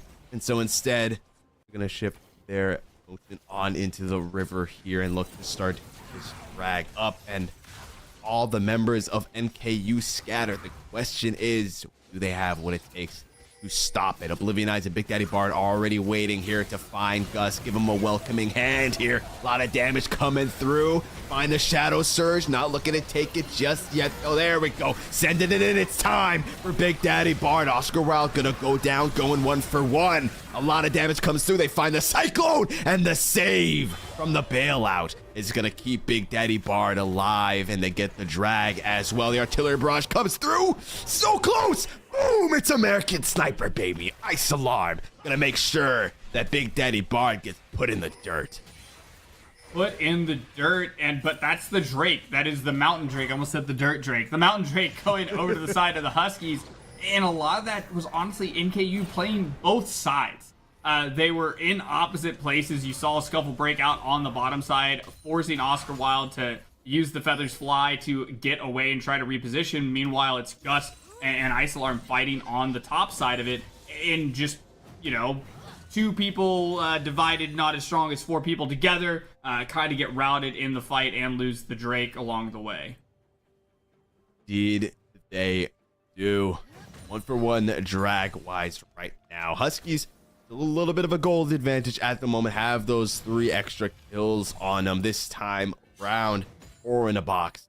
The one who is yet to be killed, Oblivion Eyes, staying alive as well for now. Has that Shirell's battle song, like you mentioned, looking to make sure that circumstantial engage isn't going to be as circumstantial anymore. Going to be looking for more as this Rift Herald is slowly but surely looking to come online here. We can already see camps being cleared in this top side. And we see Gus moving on down to grab those. And at this point in the game, again, it's much more stable. There is a 4K gold lead to the side of the Huskies again. But if you look at it, there's just a lot more evenly spread gold distribution. There is 4 kills on Ice Alarm as that Luden's Tempest, but not chronically so far ahead where it's all on his back, right? We've got mythic items coming through for all 3, as well as now the Moss Stomper. He's upgraded. He's a big chameleon now, I think. Yeah, and I'm pretty sure he is. Yeah, Gus this time around, the first one to get his jungle item completely upgraded now, so he's not taking that like he did last time around jungle item wise. You can already see they're moving into that. Once again, I will say though, man, looking at Ice Alarm, we talked about how we want to see him given more of a fighting chance, right? And he got that and he took it. He is 4-1, 6 stacks on the Dark Seal as well, and he's looking to keep on stacking. But has to be very careful. Xerath as an artillery mage needs a lot of room to be able to operate and cannot get flanked, cannot get jumped on as they're about. Oh, nice keeper through it coming through from 67 here. Now that Irish 2 is singled out, they take them down easy peasy. Goodbye, good night. Popping back over into the Rift Pit now, looking to grab themselves. That are they able to get is the question, though. I saw the smite come through, but we're gonna have to wait and see because the hostile takeover keeping everyone in place. 2 members go down. It's not Reset City, but it is still gonna be a city of death for Ice Alarm. Say goodbye to those stacks, maybe not. They're looking to run them down. Can they find them is the question. The slow comes through. Come on, Ice Alarm, make something happen. Doesn't find the stun. Nice sidesteps coming through. It's all up to Oscar Wilde. It's his game to lose, and he's gonna find the kill. Bye-bye Stack City, and hello gray screen. But look at that, Seth Top with a nice killer instinct, finding the refrag. Yeah, able to get back. Ooh, that was a nice little Void Seeker there. A little bit more AP, and that might have done some real damage here, but importantly, gotten that kill back. But it is the Rift Herald picked up by the side of the Huskies, and overall, a little bit more kills on the play, as well as that shutdown going to Oscar Wilde, who now has the Phantom Dancer. We talked about it. 3 items, critical mass for the Xayah. Well, they're 2/3 of the way there, and that's a pretty good point to be at 18 minutes into the game. Definitely so here. Looking good. Steph Top looking to make sure that he can slow that down a little bit, though. 1/3 still to go, but the clock is ticking. Even opting to not upgrade those boots, going for those items. Wants to hit that critical mass that you have been warning us about, that you've been telling the tale of. We'll have to wait and see. Still a little bit of time before he is that big, but only 23 seconds until the next drag is up and available. And with the Huskies having first move, it's going to be an uphill, but well, technically a downhand battle, I think, since it is a river for NKU. But regardless, it's going to be a tough task because Chaos Rock needs to be careful. And more importantly, 67 has Keeper's Verdict online, so he can look to reposition. And I put that lightly, but look to reposition some of the members of NKU back to their base. Yeah, and the biggest thing is right now they need to get out of this choke point because of the keeper's verdict, because of the steadfast presence. This is not charging the it spot up, and bye Chaos Rot. The tank is out of commission, and it's open season on the rest. Gus and Steph with a flash to try and escape, but the Cyclone follows them wherever they go. Down goes Steph. Gus just barely stays alive, but that's all they need. The artillery barrage has been launched, and it finds its first victim. It's looking to find a second, but he's out of ammo, so Oscar Wilde is going to stay alive for now. Chaos Rot is back, though, so maybe they look for more. 67 looking to hold the line. A lot of damage coming through, though, from Ice Alarm, and Gus in the back lines. He finds himself no kills, unfortunately, though, because Poro in a box and Big Daddy Bard are looking to shut this thing down. A double kill for Poro in a box, and the Huskies are not going down without a fight. They see 2 out of 3 carries on the bottom side of the river, and they all in. They use that bit of space to just separate NKU from the rest of their team. They get rid of the tank with the keeper's verdict, and then they just shove into Gus and Steph top and just put them in the dirt. And after that, there's no tools to actually fight. As you can see, Poro in a box is a big monkey. Indeed, he is one of the biggest of them all, and already once again on a steady pace to grab that Ravenous Hydra. 6-0, has yet to fall, has yet to be taken down. A nice juicy 700 gold shutdown bonus on him, awaiting for the lucky soul that can take him out. But taking him out is no easy feat, Regdor. No easy feat at all. And we just continue to see NKU on the back foot. A lot of this around objectives and how they're choosing to approach, whether it be split or whether it be trying to access them through the jungle when there's so many great tools that the side of the Huskies have to fight in these choke points. It's where they want them. Not able to stop the Rifter out there. Is going to be able to crash in, get a little bit of damage. But yeah, that choke point, huge point to bring up, because obviously you mentioned over and over that the Huskies do have this sort of situational engage coming through, and they found another situation where it's going to work out for them. Big Daddy Bart finds one. The ulti finds another, but it doesn't matter. Down he goes into the hands of Steph. Top keeper's verdict gonna launch a few members away as they try to get this turret, but they're out of minions. But anyways, back to the point that we were mentioning, right? They find that choke point, and that's absolutely huge because we saw it, right? Not even Chaos Rock could get through, and he's the tank of the team, but he couldn't even get through the choke point himself. A really good use of the Feathers Fly there, trading it with the right of the Arcane as they do oh my a big god, dredge the line. max range hook coming through. Down he goes, and Steph Top is online and kicking, and he gets himself the shutdown. He's the one to take out Poro in a box. He put the Poro in the box, and now they're looking to grab themselves Baron with these 2 members down. The jungler especially being out, no smite available. It's gonna be up to Oscar Wilde and the rest of the gang to make anything happen. They might not be able to steal it, but maybe they can make sure that a few members leave without the Baron. They are looking to try to aggress this, but I don't think they have the tools like we talked about in open terrain. Not as great for the Huskies. They are going to be able to get out 5 members with the Baron buff here.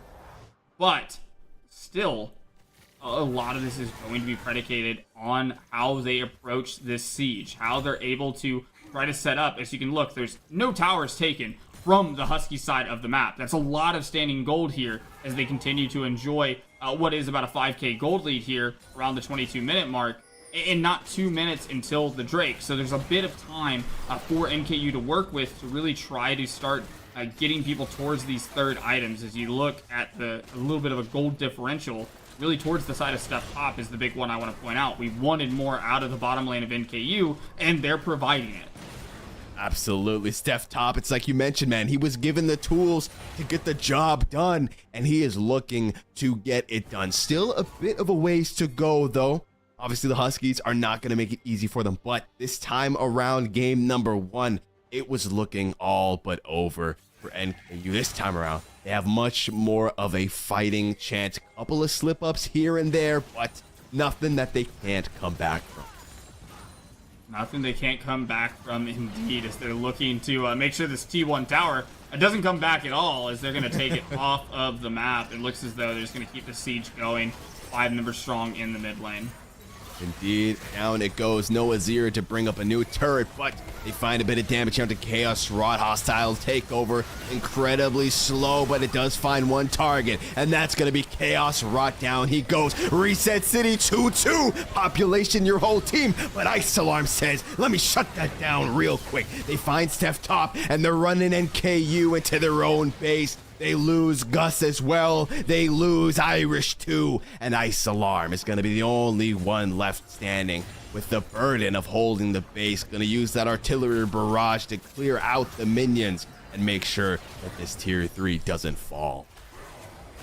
And just critically there was not only just Chaos Rot being the only one hit by the hostile takeover, but it was actually the Shadow Surge on Goo 5 that he actually dashed towards the team unluckily as it hit him. So then they got the 3-man fear there and was able to kind of take the fight from that point forward. And it's great to see the Huskies even technically on the back foot there as they were getting sieged upon, using these tools, the ones that they have, very strategically, very surgically, to be able to close that distance and really play out these fights super well. And we find ourselves in a position now where we're upcoming on the next Drake, and we're again in the jungle trying to aggress forward, this time actually making it out into the river. Really want to see NKU play on a united front, play this out smartly, as opposed to getting kind of lost in translation and split up in the midst of this fight. Indeed.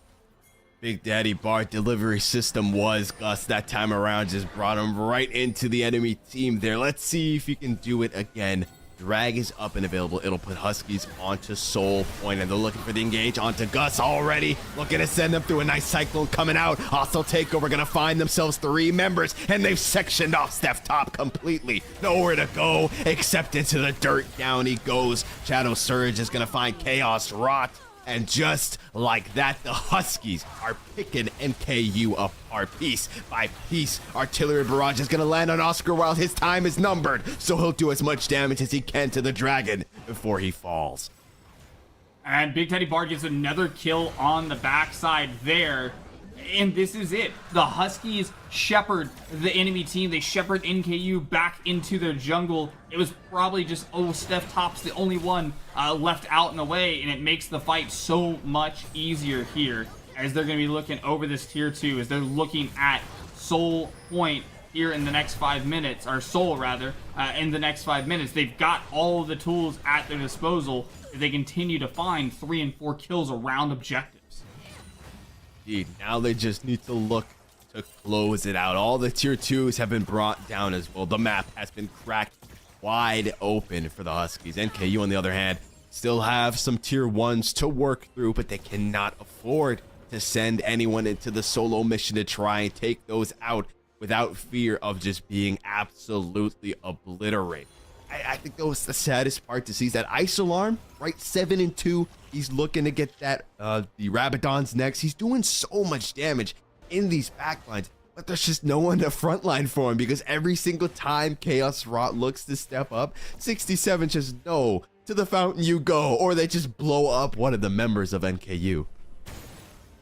Right, and a lot of that is how they've approached this terrain and how they've kept priority on the map. They've never allowed the side of NKU to safely be in the river, to be able to play towards either the mid lane or the bottom lane. They've consistently made that an unsafe position for NKU, so their only choice is to egress into the jungle, which is exactly the playground for the Huskies, and they're able to always find the Keeper's Verdict, because there's no room to actually get away from it. There's no room to get away from the Steadfast Presence, to get away from all these different things. Pour in a box, able to get a 4-man Cyclone on the back line, because there's nowhere I can go to get away from him. Indeed, nowhere to run, nowhere to hide. 67 is not hiding anytime soon. He is just pushing this wave in the bot lane. Amount takes so much pressure. You can even see Gus has said, man, screw this. I'm going to a different lane to farm. And it's really unfortunate to see this time around a completely different side of Gus. It's like you mentioned, right? When you got the Graves, either he does all the damage or he does none of the damage. And unfortunately, this time around, he flipped the coin and he got none of the damage. A completely different showing in game number 1 in a comparison where he was the one leading the charge. This time around, Ice Alarm and Steph Top say, chill out, man. We'll take over for this one. But at feels like once again they're falling a little bit short, Richter. You know, this is kind of like the Spiral Abyss in Genshin Impact, where it's like you get like these weird modifiers, right? And unluckily this time it was just like you do 60% less damage to the Huskies here. Shout out to like the 7 people who got that reference. Is now at 67, continuing just to pressure the bottom side and keep Chaos Rod away. They've done a really great job of not allowing what's supposed to be the main front line, the tank of NKU, from participating at all in any of these fights. Ready though, oh my god, the damage coming through, looking to get some damage out. They find a couple of the snipes, still hostile takeover. You gotta sidestep it. Steph Top does go berserk though, and so they won't be able to follow up with any sort of engage. Gus taking a bit of damage as well with this Baron up and available, but they do deter them from starting it up. They find the handshake onto Irish too, though. No one there to help him out. He's gonna have to flash over the wall. Meanwhile, 67 in that bot lane did take out Chaos Rot. He's gonna hit that recall though. Looking to make NKU answer the question: do you try to stop the Baron or do you protect your base? As the Baron is gonna get started up, and there's really just nothing that NKU can do, Regdor. No. They lost their top laner. It becomes a 5v4. They know they're on a timer until 76 or 67 gets there. So they just choose to get these lanes pushed out as well as possible to offset the incoming siege. But Big Daddy Bard, smart man, goes ahead and says, I'll get this pushing again before I take my reset. So -1, I will say. So, you know, that's a bit of an L. But anyway, you didn't have to do them like that. I saw it, man. I gotta say it. It is what it is. It's the small wins for NKU, because right now this game is not looking like it'll be a W for them as time progresses. The gold lead is becoming larger and larger. The drag league is becoming larger and larger. The kills are too. Look at 67, man. He does not care. He doesn't need backup. The amount of presence his aura in itself applies is absolutely enormous here, as drag is up in 10 seconds, and they want to make sure that NKU's only chance of getting to the drag is going through the fabled choke point. The fabled choke point, the place of demise for NKU thus far in this game. And we've hit the critical mass, right? Look at this. This is the Navori Quick Blades now on Oscar Wilde. This is not the Navori Quick Blades of old. This is the new and improved with that Imperience unique passive that increases your ability damage based on your critical strike, which is super great for this champion because of how much it's built around her feathers, built around that pullback, and able to do the most in these team fights. So now it becomes even harder, as now it looks as though a TP is going to be used by Chaos Rot to try to defend this tier 3. Indeed, 67 doing his thing, pushing that lane, buying some time, buying some space for the rest of the squad to push through this mid turret there. Still have that empowered cannon minion, gonna let it do its thing. No one there can clear it out. No one can step forward without risking certain death here. And look at it. Time goes on, it's just gonna keep shredding that turret more and more. Gus stepping forward, but he knows he has to be incredibly careful. Down that mid tier 3 goes, and that tier 3 on the bot side is soon to follow as well. Look at it, 67 knows, man. He's just gotta keep that cannon alive. Can't say the same for Ice Alarm though. Down he goes. Cyclone, a whole lot of knockups coming through. Steph Top barely escaping that one alive. And so all of NKU have to retreat into the fountain. Look at the cannon minions. They are just getting work done. They cannot step forward to take them out. Big Daddy Bard says no way, no how. They're finally going to look to start the assault. Question is, will Huskies look to take them all out in a foul swoop? So far, the answer is no. They're just going to bide their time, let the minions do the damage. Chaos Rock get lower and lower, has to back off, and with that first turret down, that's the all clear signal, and they take out Chaos Rot. Ultimate comes through from Big Daddy Bard, won't find anyone. Steph Top trying his damnedest to stay alive. He'll only find Oscar Wilde though, but the rest of the Huskies find the Nexus, and with that, the Huskies take game number 2. And it's once again, I mean, at the end of this game, 4 bounties on 4 out of 5 members of the Huskies.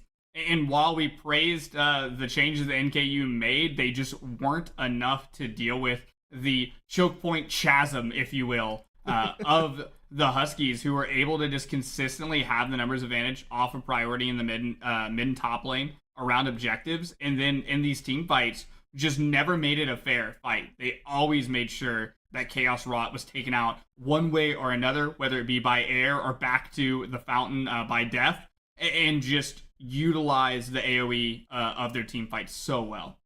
Yeah, it really shows just how incredibly well of a read the Huskies had on their own comp, right? Because you even mentioned how it was an incredibly situational sort of engaged comp, and they just said, we're going to make sure that every single time we see them, it'll be a situation that goes in our favor. And they do exactly that, right? 67 just hiding behind walls, hiding in bushes, charging up that Keeper's Verdict. Next thing you know, you're sent back to the fountain. It was just, it felt like there was nothing they could do. And this is now match point. Like we've talked about, there is no lower bracket, there is no redos. This is game number 3. You're gonna have the Huskies back more than likely on the red side there, and imagine the counterpick scenario for Big Daddy Bard, who has been putting on a shellacking in the mid lane and has constantly just been this huge threat. And even though Ice Alarm was this game, we've seen what can kind of happen is that one mid laner is not as good as 5 fed members of the Huskies thus far. Definitely so here. Hey, we're not mathematically inclined around here, but this time around, 5 once again just beats 1. It is what 5 beats 1. It is what it is. But we're gonna throw it to a quick break, and then when we're back, we will get into what could possibly be the final game for tonight. NKU's backs are up against the wall. They've got to fight for their life. Let's see if they've got what it takes. We'll be right back.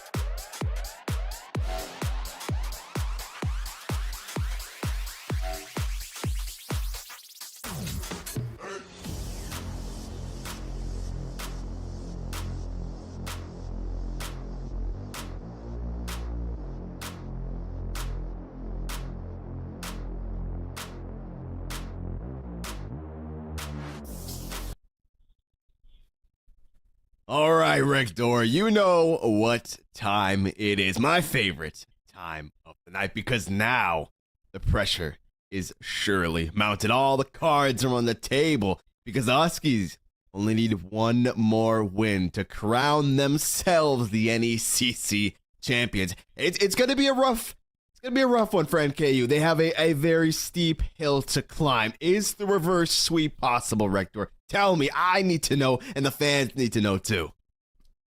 Anything is possible through Rito that gives us strength. That's like first and foremost. But a lot of it has been decision making. I think that NKU they do not have a bad read on the meta. They don't have bad picks. It's just all about how they're playing it. And a lot of this has been on priority in lanes and having the first look of objectives and having a point of strength. When you have that wave pushing and you play towards that side of the map, you have the decision of backing out of the objective and pushing for a tower and forcing the enemy team to come to you. And they haven't had that ability. Like we said, they were able to take one tier 1 tower in this game, and that has been because of the Huskies in game number 2, their ability to control the map and control them and sheep herd them into these choke points that makes it so easy for the Poppy, makes it so easy for the Wukong to get that initial engage off and really lock down their team and separate them out. So really I need NKU to come in with those clear heads and be able to play off of pushing lanes and play off of priority to make their compositions work more better. Yeah, it definitely felt like we saw some adjustments being made in game number 2, especially draft-wise, right? We mentioned how Steph Top was finally given the tools that he needed to succeed, and we saw some really good things out of him. Once again, falling a little bit short, unfortunately. Was obviously an amalgamation of a lot of different things coming out, but ultimately, I still feel like we were lacking that mid jungle synergy, that bot jungle synergy that we talked about so much, with the Graves being the one that was picked up that time around. Just not a lot of really, like, chain CC available to make these things happen. Sure, if you can get ahead on the Graves, that's great, but not as many tools to make things happen for your laners. And I feel like we kind of saw that come to fruition, because we'd reached a point whereby I feel like the third dragon already, NKU just kind of realized, we got to give those. Like, we cannot take these anymore. Yeah, it was the wrench, wash, repeat for the side of the Huskies, just able to say, put you in the box, kick one person out of the box, and then cycle in the rest, and rinse, wash, repeat. It's an easy dub there. And as we entered game number 3, I think the biggest thing is with the Huskies on the red side is they're going to get a winning matchup. I assume that Counterpick's going to go to Big Daddy Bard, who has been so instrumental in these games that we've seen on the Pantheon and on the Vex as well. So I'm looking to see, hopefully, a winning matchup there for if the Huskies want to close this out. Definitely so here. So far, bands looking fairly similar for NKU as well as the Huskies. Really nothing to change there just yet. Really feeling like it's not you, it's me. We just got to keep the bands the same, change the comp up a little bit, and already it's a complete 180 right there. We've got the tree himself locked in. We've got the Lilia. We've got the Gwen. New champs all around. Yeah, and now it's the Wukong on the side of NKU. They picked that up on the B1. Yeah. No, so much for the new champs, but what I'm seeing hovered right now is really what's piquing my interest here. That's an Aatrox mid. Oh, if there was ever a game to bring it, this is the game to do it. Your backs are against the wall. It's do or die, ladies and gentlemen, for the NKU squad. And for Huskies, they just got to win this last game to close things out. So why the hell not? Throw everything you got at them. And we are seeing some top lane bans still coming through there. That was because the Maokai for the side of NKU was picked in second rotation. This is the in-game client, so we're going to see this in LCS order, vice how they drafted on the third-party application. But nonetheless, this is incredibly interesting because the Aatrox was an early rotation. So they probably thought, okay, Maokai does really well into Aatrox. They're able to kind of stonewall him, but they got bamboozled because you got the Gwen, who does that max health true damage on the snips, and is able to get so much down that's really going to make it hard for Chaos in this lane. Yeah, and I mean, can we talk about what I'm seeing right now, Rector? The Mundo bot lane? What is happening, man? What is going on here? So it happened a bit in the LCS in either late spring or early summer, where a few supports had picked up the Mundo as a pairing for Senna. You have a lot of agency in the lane. You have that ability to slow as well as heal off those infected cleavers, as well as you've got the passive. Mundo goes where he pleases. This Dark Binding's not really going to matter there, so they have a lot of room to play off of. And now this is a pushing lane. This was Mundo picked into this specifically. It's going to be a little hard for Oscar Wilde to farm on the Mundo with double range, but nonetheless, you get another free bruiser in the game. And if you look at the side of MTU, you've got the Aatrox, the Gwen, the Lilia, and the Mundo that are all kind of beefier champions. They're not, on the slim side. That's a lot for them to try to tear through when they early rotate the Caitlyn, who, even if she goes Phantom Dancer second item or the Collector, whatever it may be outside of the rapid fire cannon, it's still going to take some time to be able to chew through these targets. Yeah, this is much rather a game where I would have liked to have like something like a Kog'Maw or a Vayne rather than the Caitlyn coming through. But regardless, gonna have to wait and see if they can apply enough of pressure, especially in that bot lane. Obviously, it's gonna be a lot harder for this Mundo to collect any sort of resources, any sort of farm if they can utilize that range correctly. Looking at the jungle, we're getting that Wukong once again, but I don't know, Richter. I don't know if it's going to be enough, man.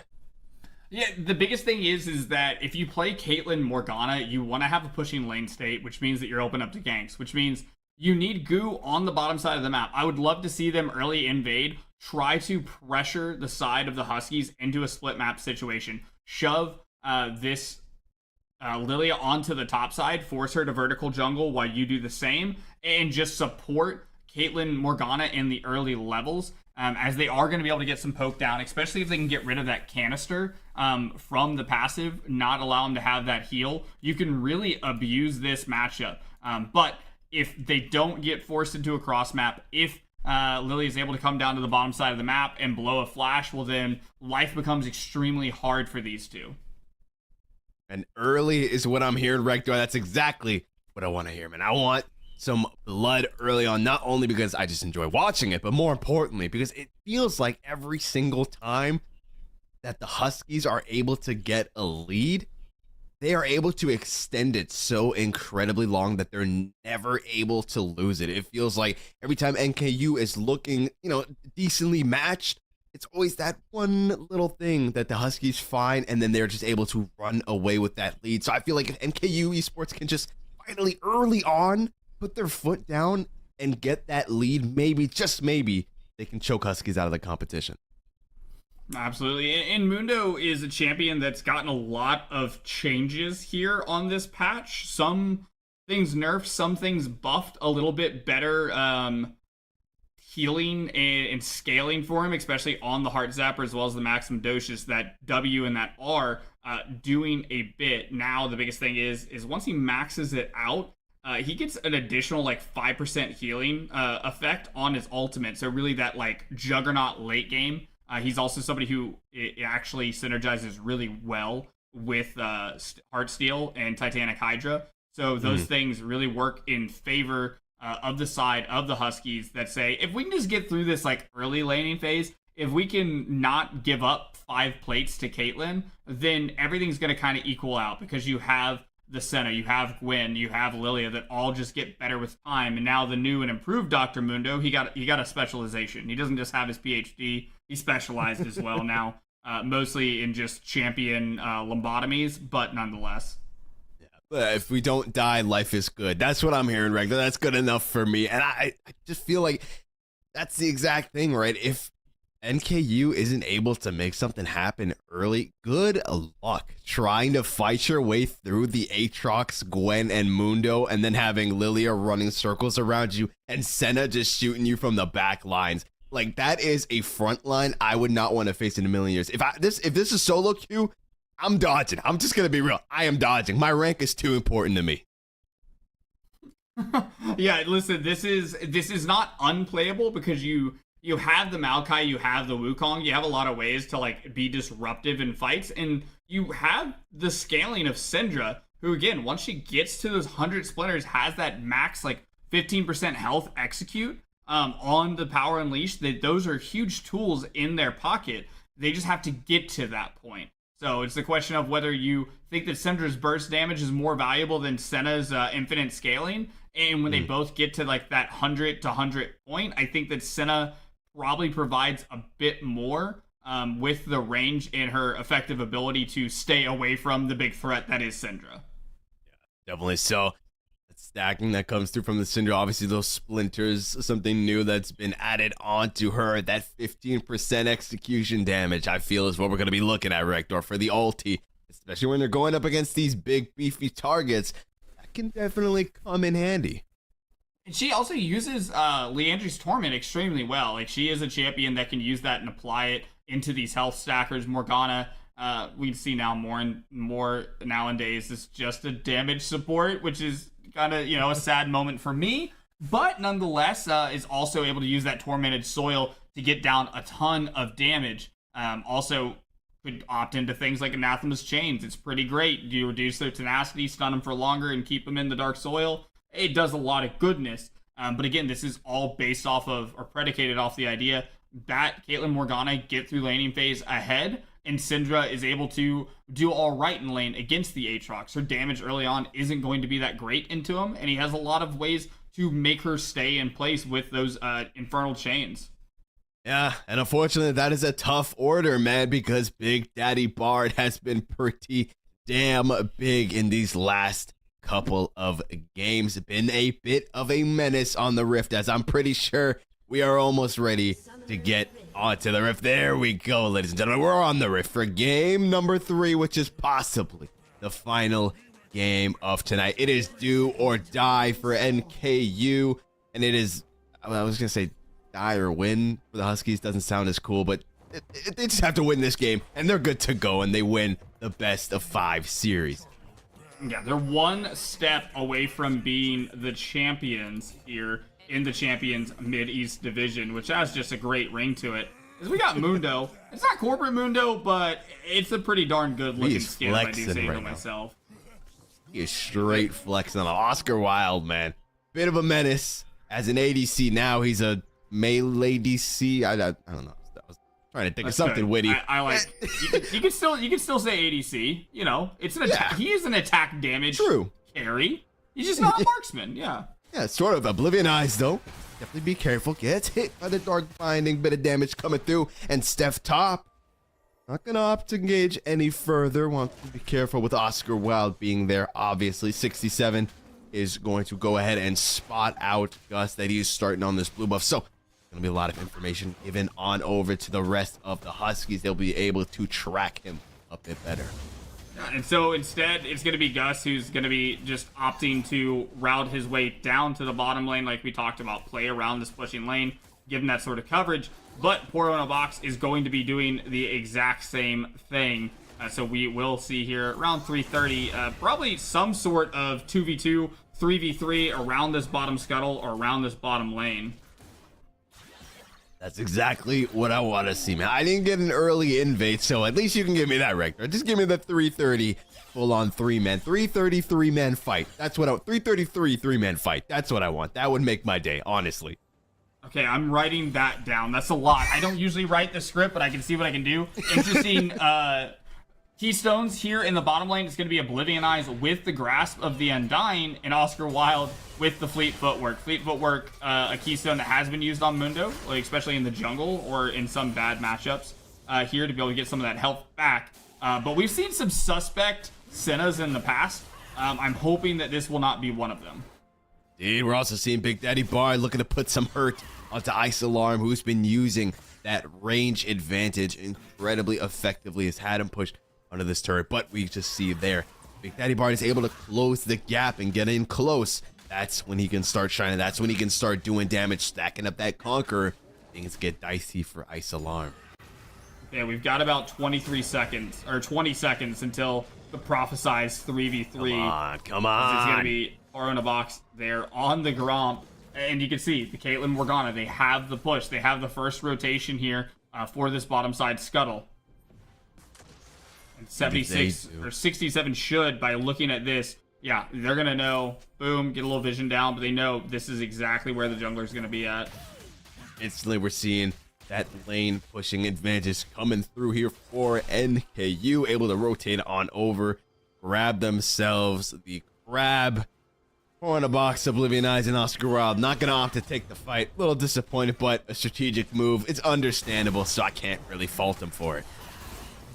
Can't fault him at all. And you can see Scatter the Weak there from Ice Alarm is the most important spell to be able to keep Big Daddy Bard at bay. If he is able to close that gap, just reset it. It feels pretty great. As now Poro in the Box is going to try to get this top lane one.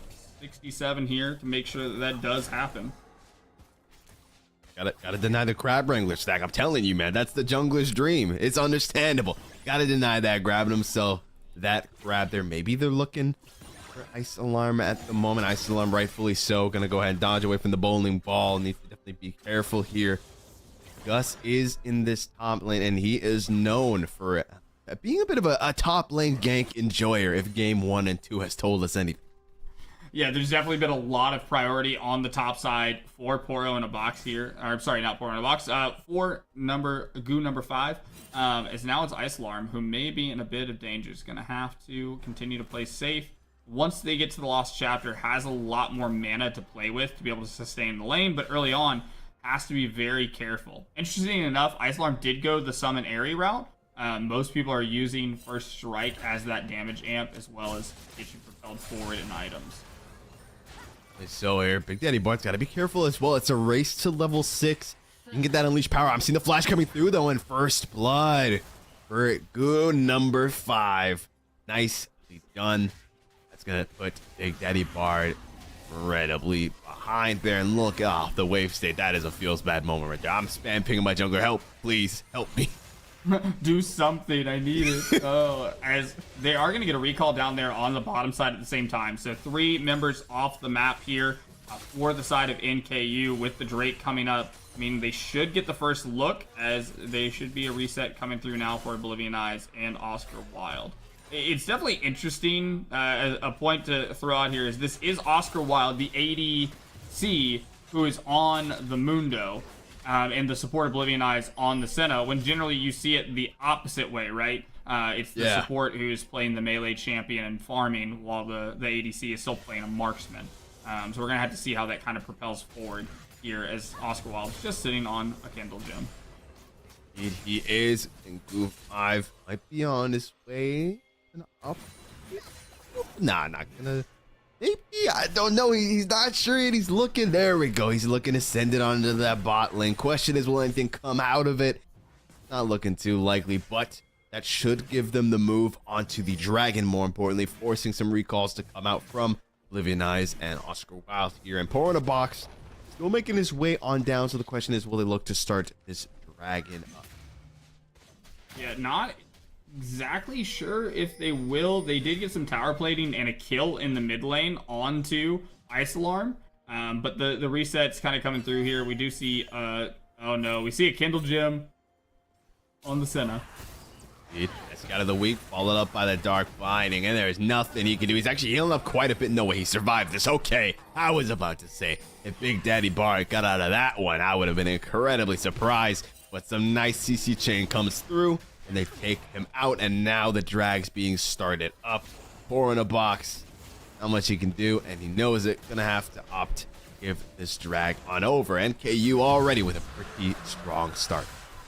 We saw this strong start in the last game as well. Oblivion Eyes taking a bit of damage for that. That's the interesting thing about this lane, or another interesting thing about this lane, is the the Black Shield versus the Last Embrace, because it's that timed CC there on the W. It just allows them to use that Black Shield and make sure they never get stunned up, which is one of the big gap closers for Mundo to be able to actually get in range to auto attack both of these ranged champions. So really helping neutralize these two early on from the bot lane of the Huskies. Yeah, and honestly, big ups to Oscar Wilde. Right? We mentioned how it should, in theory, be incredibly hard for him to secure this farm, with it being that double-ranged matchup. But Oscar Wilde going even, in fact, a little bit ahead CS-wise in comparison to Steph Top. Yeah, just playing extremely well, especially using those infected cleavers as a Mundo top enjoyer on occasion. There is some of those matchups where you're just kind of forced to play off your Q cooldown and just get infected cleavers, as Big Daddy Bard went huge under the tower. Yo, we just missed a massacre. It was clearly too nasty to show on stream itself, but Big Daddy Bard secured himself a kill, making sure that he's not going out of this lane just yet. And Gus got put to sleep eternally. Down he goes into stone he is made. And Pour in a Box is going to shove this huge wave in, probably cash in perhaps a plating or two. Nah, he's just going straight for that Herald. Yeah, good guy jungler understood the assignment, but now it may be Chaos who's who's gonna snipe. Nicely done by 67 here. He's going to be the one to catch in on some plates in this top lane, though. Very nice use of the needlework. Going to take out Chaos Run. In the span of 2 minutes, that is the mid laner solo killed. That's the jungler solo killed. And now the top laner solo killed for the Huskies, who, like you said, just need a little bit of time. And now here's a 2K gold lead and about to be a fight around the Herald. Indeed, it is. Gus is here. Herald's down to 4K. No backup. Pour in a Box. Taking a lot of damage from those denting blows. Probably already has that Sheen available. He does indeed. No wonder it's hitting so hard. Big Daddy Bard is looking for the damage onto Ice Alarm. Gonna dodge the scatter of the week. And now it's a 2-on-2 for this Herald. It's getting lower and lower. It just has to get to 900 HP, and it's going to be a smite fight, and down it goes into the hands of Goo5. Goes down, but he was at least able to pick up the eye. Actually, 67 ended up grabbing. Oh, no, he grabbed it. He was able to grab it indeed. So, at the very least, you don't lose everything. You lose your life, but you do in the Herald. Yeah, that Herald pickup's going to be important, because You've got some people right now who might need the influx of cash, and in theory, it should be the bottom lane that you're going to continue to try to propel forward. But this can also be used in that mid lane. Has been tumultuous, is 3-2 on Big Daddy Bard, but still, don't count him out because Aatrox is a world ender for a reason. Indeed, he is. Has the Dirk, has the Vampiric Scepter. Allow him to stay in these fights a whole lot longer. 67. Curious to see how he's looking to perform on a much more fighter top laner, should I say. Obviously, last time around on the Poppy, his job was more just, you know, send a couple of members back to their base, just tank things up, go on. And this time around, 67 can really make things happen, can really hold his own. Yeah, you know, last game was all about gatekeep, girl boss, and gaslight. This game, however, is just all about hurting somebody. Kill. That's all it is. And the use of the defensive ult there as Chaos is trying to get the reset in does not have the TP available for a little bit longer, so this should be another plate going over to 67. Indeed, it should be, and it will be here. Cutting up the mids, actually not quite gonna get that extra plating. TP still not available for Chaos Worse, so instead, gonna just have to walk on top lane for now. Here we saw the rotation coming through from Irish as well. Seeing if they could take out Big Daddy Bard, but not going to get him here. Big Daddy Bard going for the recall of his own and picking up Lips. Oblivion Eye's doing like one of the OP set of strats, and that is when you have the time, just follow your jungler around and get those free souls off the jungle camps. Feels pretty good. Sometimes a little bit of RNG, but nonetheless, still trying to get themselves to those break points here early on. He is here. 67 though, needs to be careful. He's been fighting under that turret, but the Rift Maker, the Conqueror, making sure that he's staying relatively healthy. I'm not going to say completely healthy. Definitely taking a whole lot of damage there, but just enough he's able to stay in this fight. Gus and Irish are all here now with this next dragon being up, but Daddy Bard, Oblivion Eyes, and Four in a Box, they're here now as well. Got them cornered at the moment. Yeah, that's 4v4 here down here in the bottom lanes. Big Daddy Bard just going over the wall. So much damage coming through. The ultimate coming through from Oblivion Eyes. Not quite going to be enough to take out Gus. He's going to have to walk off, but that also means he's not getting anywhere near that dragon, which means that that smite will not be available for the steal. Big Daddy Bard knows this.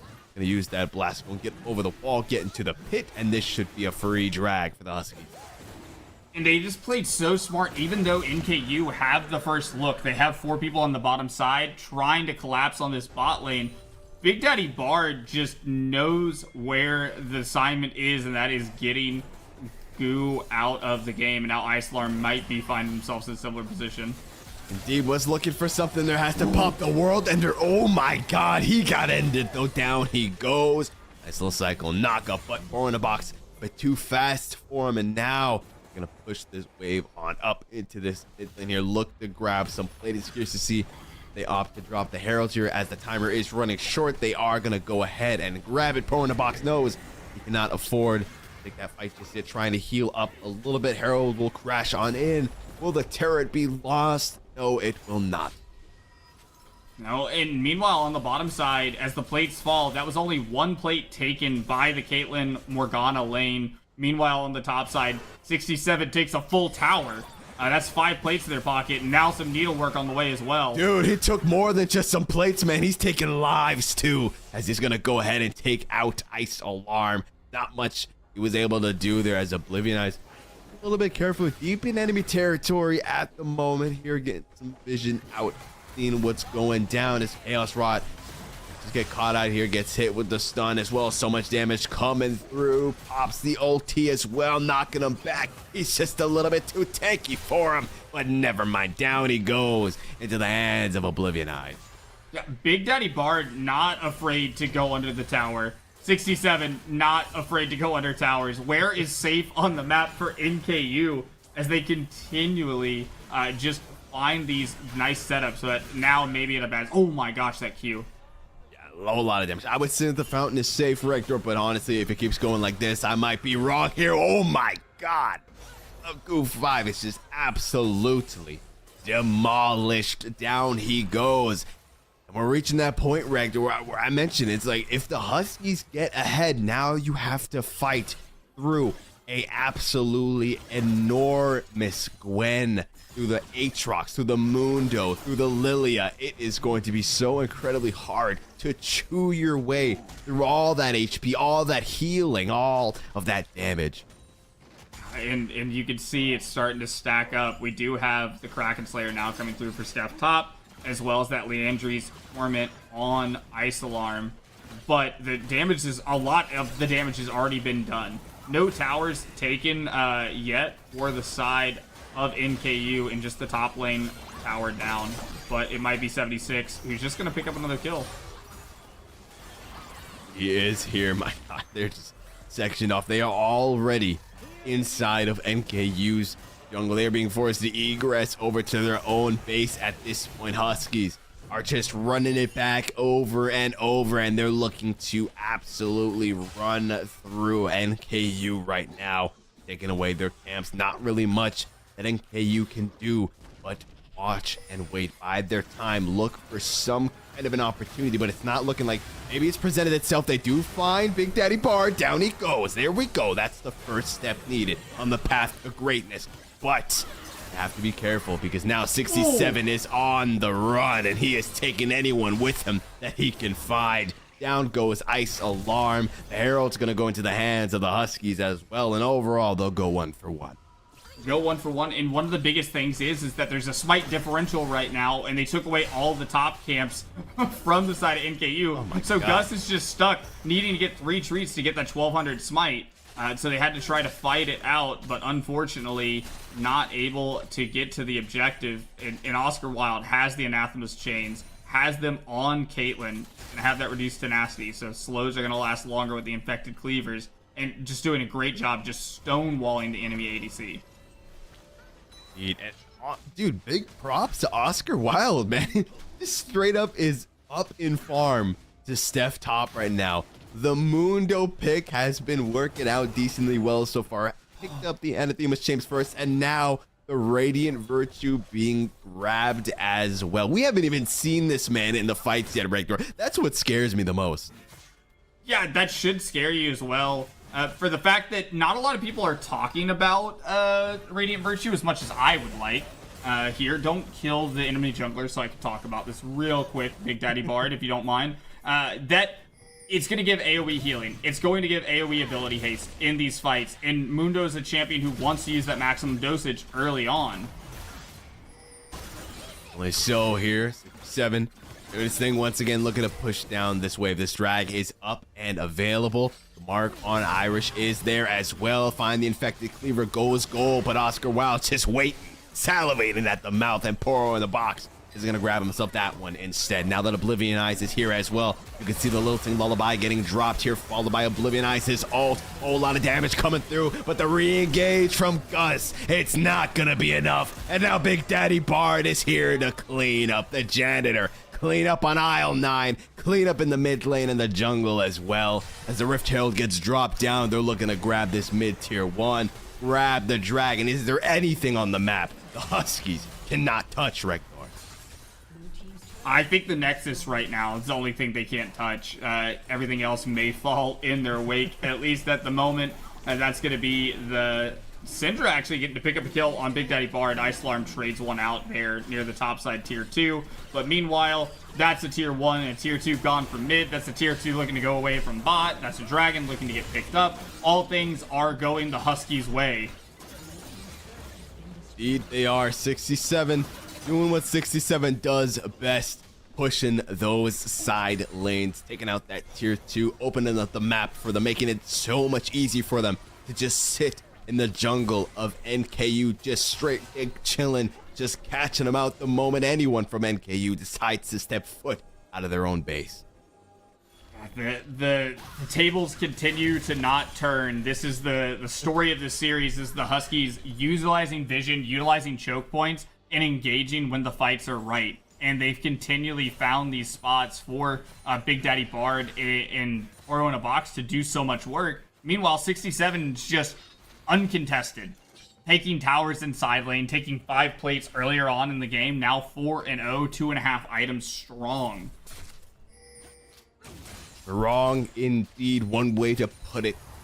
It's been an absolutely menacing performance coming out from him so far, and he's looking to close it out real quick in this game number 3. It has to be reiterated. NKU's backs are up against the wall. It is do or die for them. They have to win the next 3 games back to back if they want to be able to be crowned the NECC champions. They need all the love and support they can get right now from the NKU fans. You gotta give it to them, because right now it definitely feels like they are struggling to lift the weight that is the Huskies. Just boot on top of them at the moment.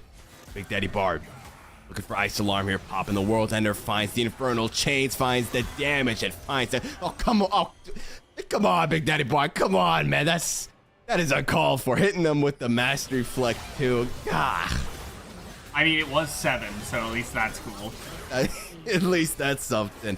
As they're going to go ahead and take out Gus as well. The Baron is taken as well. I asked you before, Rector, is there anything that the Huskies aren't allowed to have? And you were right with the Nexus, because they are taking everything. But if they have anything to say about it, they're coming for that Nexus and the title neck. Yeah, they are starting up the siege here on the top side of the map. There's only tier 3s left in mid and bottoms. This is the last tier 2 that remains. So right now, last we checked, Ice Alarm right before they died had 80 stacks, so still 20 off of that 100 that gives them the execute damage. Meanwhile, I believe Oblivion 8 should at this point be around 100 souls. Indeed, and looking to cash in one more here with Chaos Rod. But he's able to escape for now. The turret won't be so lucky. Down it goes. Puts Chaos Rod to sleep. Gus going in deep looking for something, but not going to find anything. Only going to find the damage from Oblivion Eyes. As that tier 3 in the mid lane falls as well. The turrets are falling left and right. The defenses of NKU are crumbling. They have to find some kind of opportunity, Regdor. Yeah, and the only opportunity they really have is to try to fight around Vision, to fight around a bush, and try to get, this burst DPS that they have going. Otherwise, in a straight up 5v5, right now, you've got to give it to the Huskies. They are moving around the map so well, and they're so incredibly tanky as a group that there's just not much you can do. Even the marksman, even Oblivion Eyes sitting here on the Iceborne Gauntlet here, just doing so much work as well, because the natural scaling of Senna allows things like this. Yep, this might be the opportunity they're looking for. Oscar Wilde is the target, but so is Steph Top. Oscar Wilde says, I'm not trapped here with you, you're trapped here with me. Gonna fall back to his boys and let 67 take over. Find themselves the first pick, looking for another. Everyone collapses onto Big Daddy Bard, but look at the healing. He'll take one with him. They're gonna go teat for tot here over and over. The last tier 3 is gonna fall. The inhibitor, the small nex, the mini nexus, first of 3 is gonna go down, as well as 67. It's just doing so much damage. Does need to be careful though. Don't want to underestimate Ice Alarm. I would imagine probably has around those full stacks by now. Have to wait and see as these next couple of inhibitors are falling. Flash forward from Oblivion Eyes, finding a bit of damage with some slows. Are they gonna put Gus to sleep is the question. The answer is no. But now, the Nexus turrets are exposed, and Rector, we might just be looking at our NECC champions. This might be the final assault, the ult getting dropped down here from Chaos Rod, but it's not looking like it's gonna be enough, just maybe. They're able to find 67 and finally kill this menace. They lost both their turrets for it, but they're gonna hold the line. They're going to hold the line, but that's triple inhibs. That is going to be supers pouring into the base. You can see them making their way across the map right now, and that is just undeniable pressure. Indeed, it is. You're doing their damnedest to make sure that no recalls can come through. NKU are on their last line of defense. Their minions, that's all they've got left to defend themselves. And of course, each other. Will it be enough is the question. Big Daddy Bard looking to go in. One member goes gold. Will it be enough? Unleashed power, though, will take out Big Daddy Bard. That's the first pick they need. 2 members marked, 2 members drowsy, 2 members asleep. But Gus is going in deep, finds the shutdown. They'll finally get the first member, which is going to be Chaos Rot, though. NKU is going to hold the line. They will fight to the last man to stay in this competition. But the TP's coming in. 67 is ready for round number 2. Gets trapped by the Caitlyn trap, but he's running through him, and he's gonna find himself Isolarm. He's gonna find himself Guts, and he's gonna find himself Seth Top. They find the Nexus, and the Huskies are your NECC champions. That was just insane. They played so extremely well. Big shout out to 67, who I was playing tanks 2 games in a row and says, all right, don't worry guys, let me show you how to play carry, and absolutely just turbos the entire laning phase, gets 5 plates, and then rotates to these team fights. And there's not much you can do when you're staring down a Fed Gwyn, a Fed Aatrox, and just Mundo being Mundo. Like, how do you get through all of that?